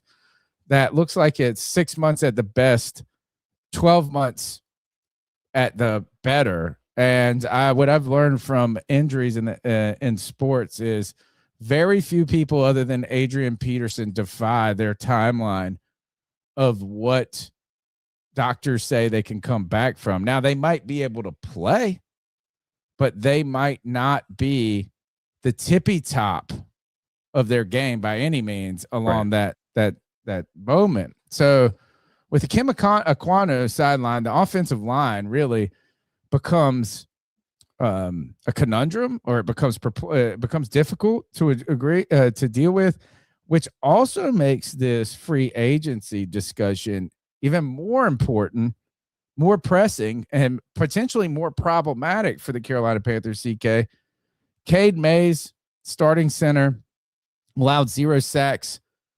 726 snaps when he played. He was ranked 13th out of 40 in centers and pass block grade. He's going to be a free agent.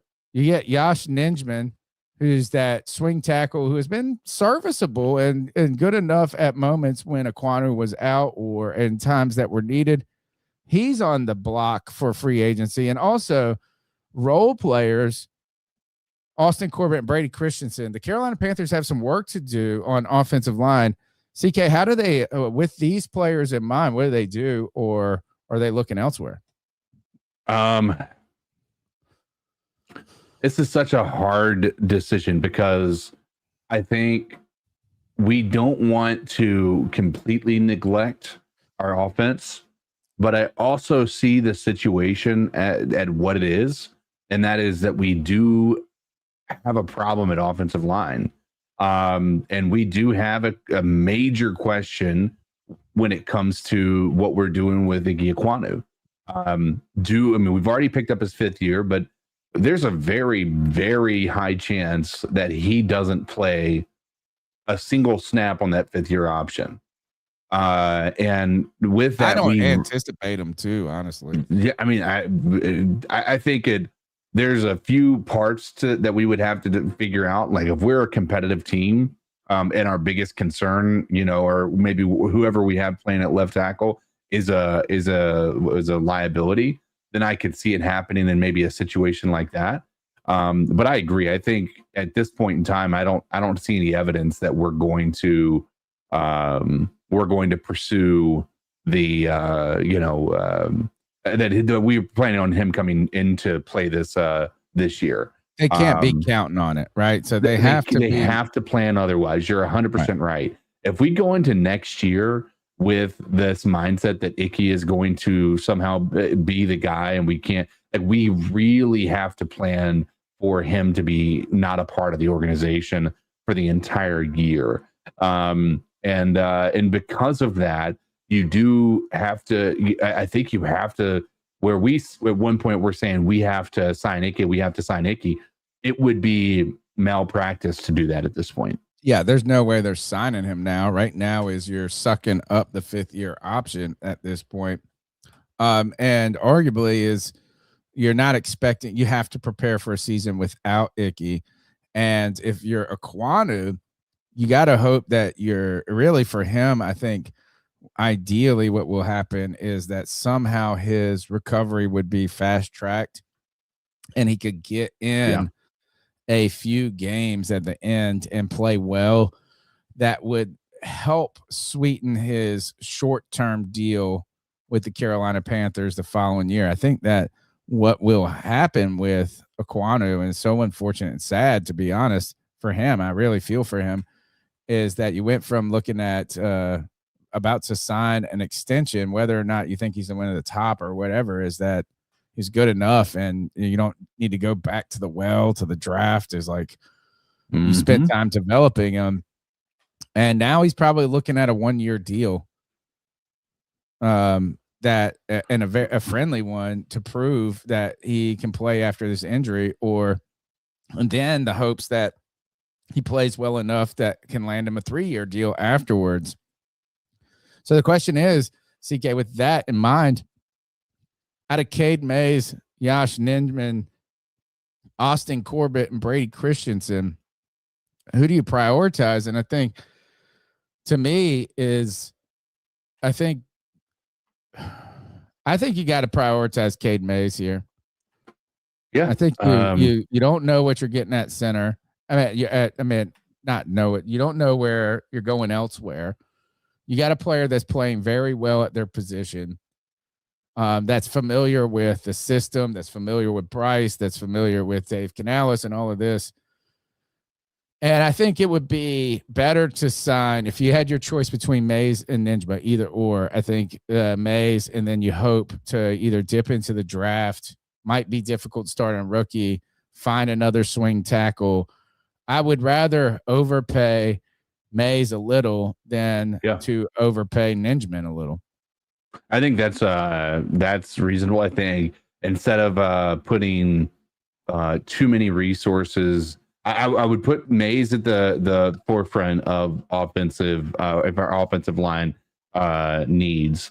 I would say the Brady Christensen has to still be a part of the conversation, even though injury has been a big issue for him. But I think that means we're going to get him on a bit of a cheaper deal as well. And so I think you have to re-up on him. Is his contract? He's on a 1-year too. Corbett's going to be going into free agency. Mays, Ninjman, Corbett, and Christensen. And while we like the idea of going back to Christensen when his number was called, he played well in the past, that he is this jack of all trades and master of none. CK is like, out of all these names, the most I'm interested in is Cade Mays.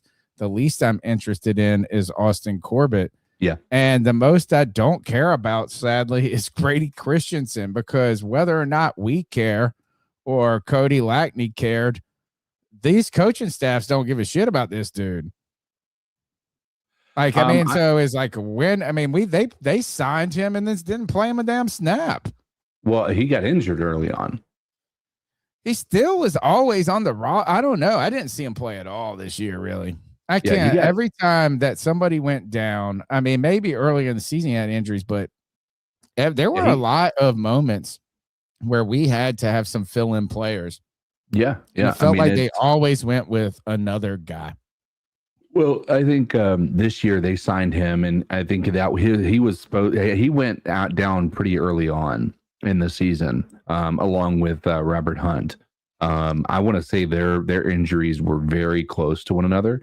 Because I think he was going to be the person that would fill in at any position on that offensive line. And for whatever reason, I can't, let me see. Brady injury. So his injury, so he tore his Achilles on week 8. Of this year? This year against the Buffalo Bills. We didn't never see him. I almost forgot. Well, I did forget, but I also think he was so coming off an injury, that's difficult. Yeah. Well, and you got to keep in mind he had a season-ending injury in 2023 as well. So he had been struggling from injuries, from really day one in the NFL. This was his 5th year, and so out of 5 years, he's been injured on at least 2 of them, and I think might have been injured in some other seasons as well. So that's going against him, but I think that gives us a bit of an opportunity to get him back on the team at a team friendly deal. Yeah.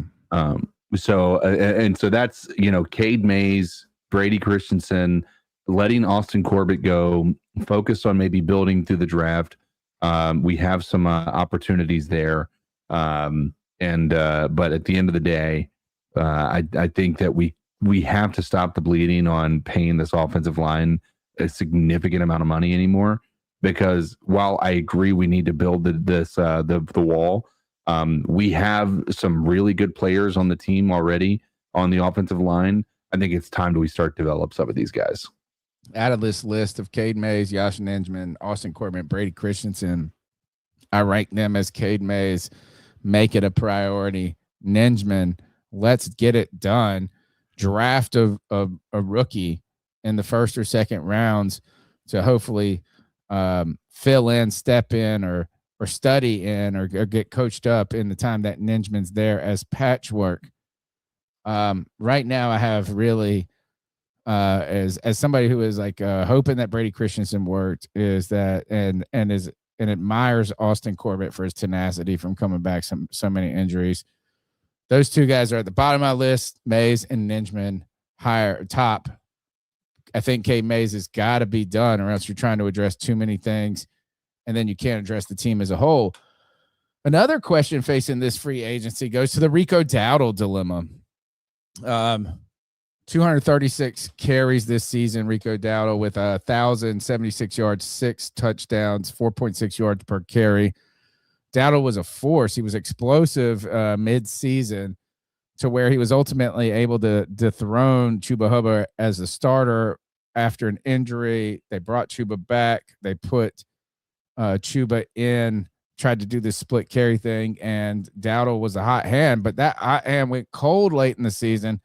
And even more so is that Dowdle seemed to be frustrated verbally and outwardly frustrated with his role with the team.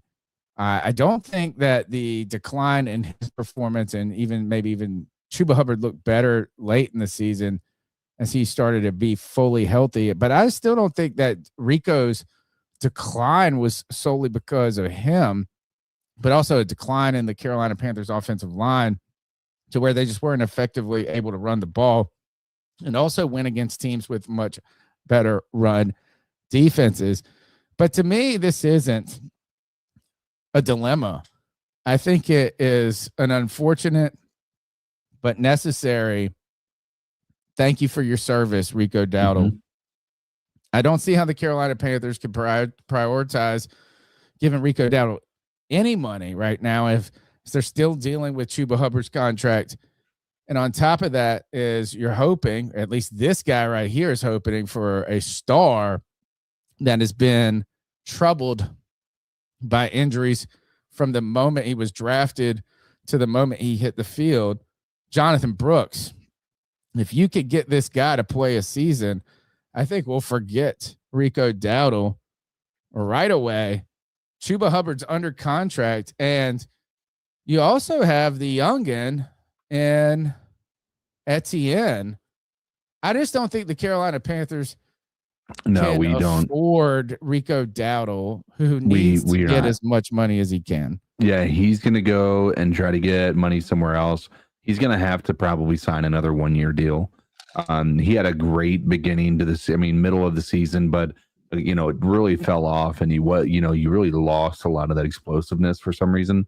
But yeah, I think from all accounts at this point in time, I would say Rico Dowdle coming back to the Panthers, everybody just wipe that clean. That's just no shot, especially with a healthy Jonathan Brooks coming back and a Trevor Etienne on the back end. So there are 2 other names that it didn't have queued up in the notes, CK, about to think about, but I don't think any of them are going to stir people's passions, but so much. DJ Wanham is going to be a free agent.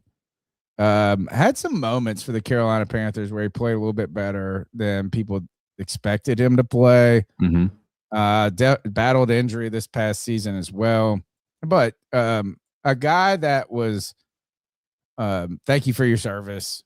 You didn't, I don't think there's like either way there's any love lost or mm-hmm. sadness if he's there. And if he comes back, you would be very hopeful that it was just like league minimum. I hate to say that about somebody. Yeah. Another name, though, that kind of we didn't have in the notes either is Christian Roseboom. This one is a little more difficult, I think. Yeah, it's difficult because I think he played better than I think you probably would have expected him to. But we're still in that same ballpark of he didn't move the needle in my mind. He wasn't solution, CK, but I don't think but he's a bridge. Yeah, that's what I think. He's a bridge, and you might be able to bring him back at a league minimum, or something. I mean, maybe not a league minimum, but decent, but friendly deal. As you're trying to find, you have two options, CK. You can either just part ways with him and go get a name, a more proven commodity in free agency, or you can try to supplement through the draft. And if you're going through the draft, I think it would be helpful to have Roseboom on the squad.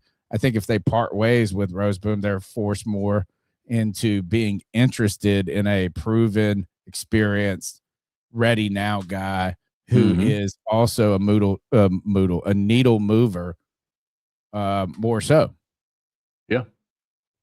Yeah, I think when I look at the situation with Roseboom, I'm indifferent. If we can bring him back on a friendly deal, I'm fine with that, right?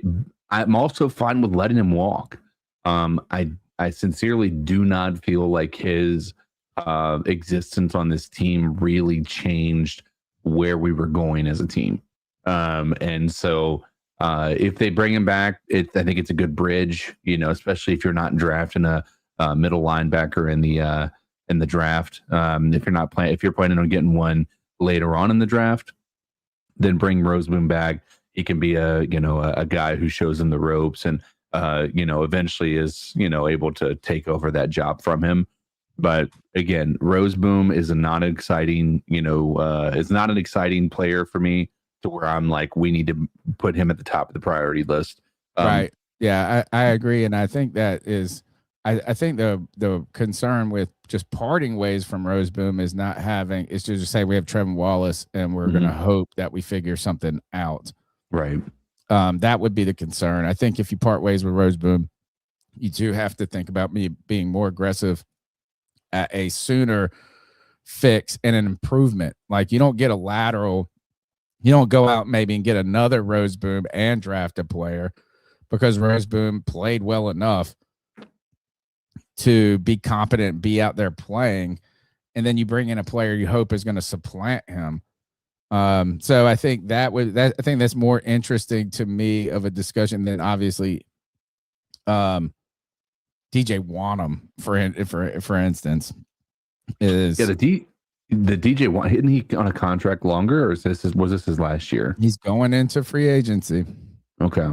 The DJ Wanham is an interesting conversation because I do think he's a good player. But his injuries were really, they basically made it impossible for him to contribute to the level his contract was at. All right. And the third tier kind of players that are in this big 24 free agency discussion are some real important glue players to the team. And that is JJ Jansen, the veteran leader, 39. Is it time to move on, or is it like, hey, this guy just continues to just play and he's the longest tenured player in the history of football, it feels like. But also you're looking at Sam Martin, who was a punter who played exceptionally well as our punter this year. He's an undrafted free agent, and is like it's one of these things is, do you spend $2 million more on Sam Martin for a commodity and a player you know what you got, or do you go out there and try to save $2 million and find a guy that can be competent or equal or something to that effect? I like the idea is bringing both of these guys back, CK. Yeah, I mean, the only issue with the JJ Jansen is I felt like his contribution down the field was a little bit less than it had been in years past. Now, I have no evidence to say that has anything to do with his declining athleticism. But it does feel like every year we hear of JJ Jansen doing something crazy down the field, whether it's, that scoop and score that he had that one year, or whether it was, just an incredible tackle. It didn't feel like we really saw much of that this year. Again, the JJ Jansen, it's more of a story, emotional story, more so than one that I think would be important for us to sign him back. But the Sam Martin, 100%. I mean, the dude's a baller. He's been able. I am tired of the constant turnover on the punter side of the ball, between Hecker and Sam Martin. I mean, I'm not Sam Martin, but Andy. Who was that? Andy Lee. Andy Lee. Then we had, but so somebody after him that was it was a decent punter as well. Every one of the punters we've had since like Andy Lee has been good. I mean, going back to Nortman. Yeah, and they're not. It's a place, I think, in the league that people have a hard time spending. That, I mean, obviously they've been able to cycle guys in that have been effective. So that kind of cost savings right here. I really liked what he did. He really was helpful for this team. I like those guys are less controversial to me than maybe have been in the past. Guys, you're listening to the C3 Panthers podcast. The league year is moving on, and while the Panthers are going to have to make some important decisions about players who are on their team if they're going to bring them back. Don't worry. In just a couple of weeks, we're going to be dipping into free agency, baby. I think at the beginning of March, we get right into free agency. So the Panthers are going to be, I'm sure, active, and maybe not hopefully we'll see some early news. We will see some players. We saw how the Patriots were able to spend the most money in the league last year and go from 3-14 to 14 in free agency. And part of that is going to be the right players on this team. Also identifying the guys that they're not going to bring back and additions that they're going to make. I want you guys to call in over the next week and tell us. And next week we'll do call in. We'll be giving away this next week. Kev, I got to know your gift you won this week. Next week we're gonna be giving away this short piece of memorabilia, this Panther metal logo that the wall at Bank of America Stadium prior to their recent renovation. Why don't we call it week and we'll make this a fan favorite show next week, and tell us what the C3 Panthers podcast and the community means to you. And we'll let the listeners vote on. Oh, I'm breaking up. Yep, a little bit. You were it was cutting in and out, but everybody's got the gist of what you're saying. Okay. Call in next week. You got a whole week to do it. We'll be taking calls in that show. Is what does this podcast or this community mean to you? How'd you find us? Tell us, you can be creative in whatever it is. The friendships you've made. I've been to weddings from people. I've made great friendships with my man CK. I've been to concerts with CK. We've had some great moments together. You guys tell us what this community and what this podcast means to you. The most endearing story, fun story, whatever. We'll have the people vote next week, and you'll get a chance to win this iconic piece of Panthers memorabilia. CK, one of our charges is we're not football experts, but we're football fans, and we always talk about we're chopping up the latest Panthers news and opinions. We were talking about Steve Smith in the context of the Hall of Fame, a legend, a Panther legend. But I don't know, is that there's a Panther adjacent story with Steve Smith that I kind of have to talk about. I don't have to. I'm sorry, Steve Smitty. You're like, damn, why you got to do that to me? Come on the podcast. Steve Smith, I still say you'd be the scariest person to live with. I'd be scared to eat your cheese nips. Be like, who ate my cheese nips? Panthers legend Steve Smith, though. Today, I think the case is either progressed somehow, it like filed or something to this effect. It's currently embroiled in a high-profile civil lawsuit that was filed in Mecklenburg County that has taken a more personal turn in the media. The details of the case is, and I told you guys this, you guys acted like I said, brought this up, is that, remember, Steve Smith was some guy on Twitter, actually his name was Antonio Martinez, outed him and said that Steve Smith, he called Steve Smith, he had the recording of him calling Steve Smith, he was cheating. Steve Smith was smashing, you know what, his wife, turns out. And this guy just outed it all on Twitter, right?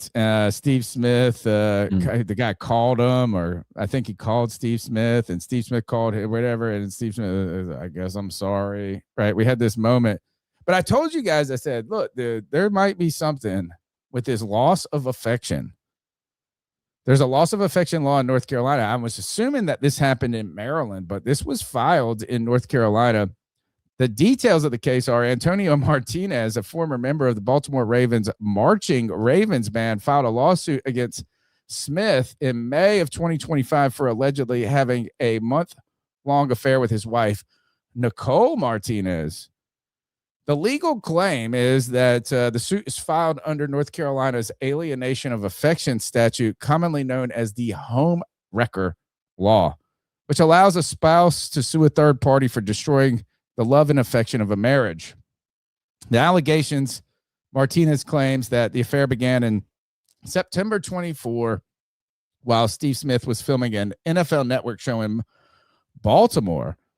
He's seeking over $100,000 in damages, citing intentional infliction of emotional distress and exacerbation of his PTSD. Well, the reason that this is of interest to me is Panther legend Steve Smith. Meet North Carolina legend Kevin Howard, who is a Greenville native, who also used to own the G Vegas magazine, which was a very popular magazine in ECU. We're known as a party town in the early 2000s, before the internet and social media was a big deal. And they would go around to bars and take pictures, and you would find the G Vegas magazine, be like, oh, there you are. There's all girls, right? Kevin Howard, Greenvilleite, G Vegas legend. This is why this is always of interest to me when I hear these stories. He's the first man to win the loss of affection lawsuit in North Carolina history. He lives here in North Carolina. Kevin Howard, a legend, fighting crime out there and fighting heartbreaks for all men who are always deemed as dogs, but sometimes get wronged. Kevin Howard won a $750,000 claim for loss of affection. Now, Kev, he's a cool dude. He's actually very nice. He said it was hell to go through. He actually didn't really want to, but not want to, but I'm speaking for him, might be speaking, but it was like he didn't know if this was something that he wanted, but the attorneys were like, this is really a case. And he actually went out and won the damn thing. Now, if he gets that $750,000, I doubt it, because probably the people he's dealing with don't have any real money. Why is this fun? I've always celebrated Kevin Howard as a legend in Greenville. I've always like that. This is why the Steve Smith case, when it happened, CK, months ago, a year ago, why whenever you knew about it, yeah. And I was like, dude, this could be a real thing. The problem for Steve Smith in this is that he actually does have money. So and there's an admission of what he did on the voicemail on that recorded call. Now, can that be used in court if it wasn't something that he was? That's the part of it that becomes a little bit more ticky tacky. But if Steve Smith wasn't aware that he was being recorded, that can't be used in court. Well, but I don't know if you have to inform the person in North Carolina. I don't know. That's what I was wondering, if it's a one-party state. Yeah. And I also don't think that it's even that. Is, to me, I just continue to come back to is, I don't know Kevin Howard's circumstances of how much he's actually recouped, but this person does have the ability to pay $100,000 in Steve Smith. Mm-hmm. Like, I mean, the money is obviously, it's not impossible for him to pay it. So you're not just getting a moral victory. Don't let them see that Kevin Howard got a $750,000 claim. I know Steve Smith will be mad at me for putting this out. He don't want to meet another legend. But really fun. You guys got to watch Kevin Howard on Dr. Phil. It's fucking epic. It's so awesome and wild, and he does his trauma court case for himself. So I just had to bring that up. Also, CK, I guess. Let's see. I don't think I think we can go. You know, Greg Olson. Some people talked about we'll talk about Greg Olson another night. We'll talk about Greg Olson another night. Next week we may bring this up: is do the Carolina Panthers have an identity crisis? Think about this for next week's topic. Are the Panthers? Do we got big balls Dave Canales because he believes in it, or because he felt like he had to on fourth down? And how can a Carolina Panthers defense go from 32 to 23rd? But also there's a lot of heat around it, Giro Evero. Talk about that next week on the C3 Panthers podcast. Identity crisis in the making, or are we in therapy solving this on Tuesday night? CK, that's the show for right now. We got one final segment where we tell someone to ice up, toughen up, to get it together. Let's ice some food up.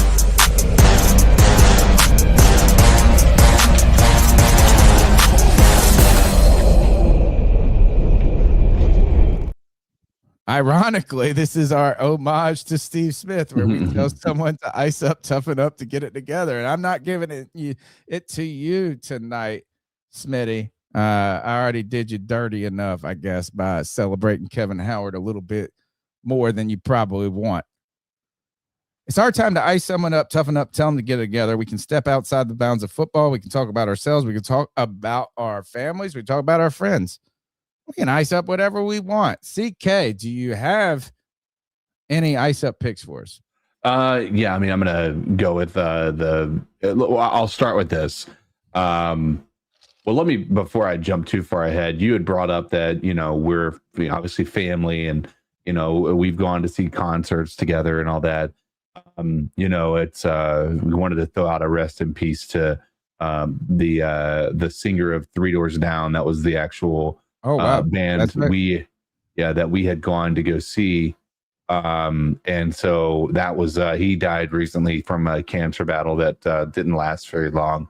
That actually happened this past week. So but my ice up, to bring it back to something a little more maybe not even lighthearted, a little more serious actually, is going to be the situation with regard to Bad Bunny and the Super Bowl and all this stuff. Like, it's hysterical to have people boycotting. You do what you want to do. I'm not here to make your decisions for you, but you know, to somehow believe that this dude is less American because he's singing in Spanish is a problem, right? It's not it's fake rage for the sake of being able to tell people that you're somebody that wants to, you know, that has a moral compass that's important to you and all that stuff. I don't think anybody truly believes that this dude is somehow a threat to our democracy or anything like that. But I also respect the fact that you want to watch a show that is a little more geared towards what you enjoy. And I don't think there's anything wrong with that either. But it's when the two sides attack one another that I think it becomes more of an unnecessary conflict. That's where this ice up's coming in. If you're somebody who wants to demonize those that have went to go watch the other halftime show, then you're a part of the problem, just as well as if you're somebody who was calling Bad Bunny un-American because he's from Puerto Rico without realizing that Puerto Rico is actually a state or a part of the United States. Protectorate. Right. And so he is a citizen of the United States. Like, you're also wrong. And if we can't get to a point where we can respect one another's cultures without this umbrella of being forced into acting like you should be a part of these cultures because otherwise you're considered something of a racist. I think that's where we need to start to find the middle ground and realize that people can be their own people, but it does not require us to attack one another. So I'm icing up those people who refuse to acknowledge how to be civil in this society that we live in. And a nod to a Dave Gettleman and a non-English word. That's Meshuggah. Thank you for his Yiddish drops all the time. Meshuggah right there. Ice up. CK, this is, I felt like yesterday I had like 10 I wanted to do. I couldn't think of anything really. I won't say anything great, but this one's kind of been on my mind, and I have not studied. I've not watched a single bit of the Winter Olympics. Okay. I understand. And I mean, I kind of want to. Like, I mean, I think that it's like I always enjoyed at some point, like looking at the top of somebody's field, you know, particularly like I think I think the ice skating routines are always great, you know, is like I think they can be fun. I think it's just I like seeing those crazy jumps on the big ski jumps and things in the Winter Olympics and stuff like this. So, but this is just as somebody who has it and just fairness from full disclosure, I haven't watched any. But this tweet kind of rubbed me the wrong way this week. And rubbed me like I gave it like about 14 seconds of rage. I was like, this is bullshit. Like, or at least I think so. At Seb McKinnon,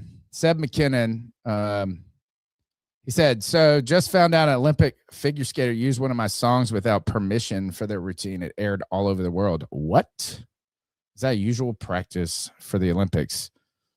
Part of the story is U.S. figure skater Amber Glenn also has smoothed out these copyright concerns with artists behind one of the pieces of her free skate music. The Olympic gold medalist thinks she may have struck a new friendship with him because of it. Canadian artist Seb McKinnon, who produces music under the name Ceylon, or it's C-L-A-N-N. So it could be Ceylon or it could be Clan or Clon. Yeah. Had taken to social media after Glenn performed a free skate to conclude the team event Sunday and expressed his surprise. His song, The Return, was used as part of the program. Figure skaters are required to obtain copyright permission for the music they use, but the process is confusing and prone to mistakes. And several skaters at Milan Cortina Games have had to change their programs at the last minute because of it. Glenn wrote this: the issue of music rights, or stated this: the issue of music rights can be complex and confusing. Seems like there was a hiccup in the whole process. I'm glad we cleared things up with Seb, and I look forward to collaborating with him. I'm mildly outraged by this because I was like this to me. I was like, Seb, chill. You just got your music played in front of the whole world. Yeah, it's a win, dog. Yeah. I just felt like it was like, what are we going to get? Imagine if somebody, I don't know. I was just like, what are you going to do? Go into every skating rink in the America and sports world, a roller skating rink, and be like, look at that great shuffle skate they're doing, but it's to my music. Just thought it was like, gosh, I don't know. Look, we do want artists to be compensated for their things. These are routines. I think there's a lot of artistic components to it. I just was like, come on. So I say ice up, Seb. Ice up from the free skate routine of the Winter Olympics. But you know what? You got both of the things you wanted. You got paid and the publicity. And I'm giving you publicity right now. I hope your name is Klon or Sealand rather than Clan. Ice up to that. My name's Tony Dunn. That's CK, the man with the golden pipes. This is the C3 Panthers Podcast. We're here every Tuesday night. Don't forget to call in with your take on what this podcast or what this community means to you. And endearing stories we voted upon to get a historic piece of Panther memorabilia. Thanks to my bastard son. Thanks for all the people in the chat tonight, from Panther Gal to J Rock Sticky to IOU, the real AP, John Jenkins, Mr. Lightning 20, and Anthony from Charlotte, and many more that I didn't mention. CK, it was fun hanging out with you. See you next Tuesday. Yeah, dude. See you next Tuesday. Let me get this. Shout out Cody Lack as I hit this bumper.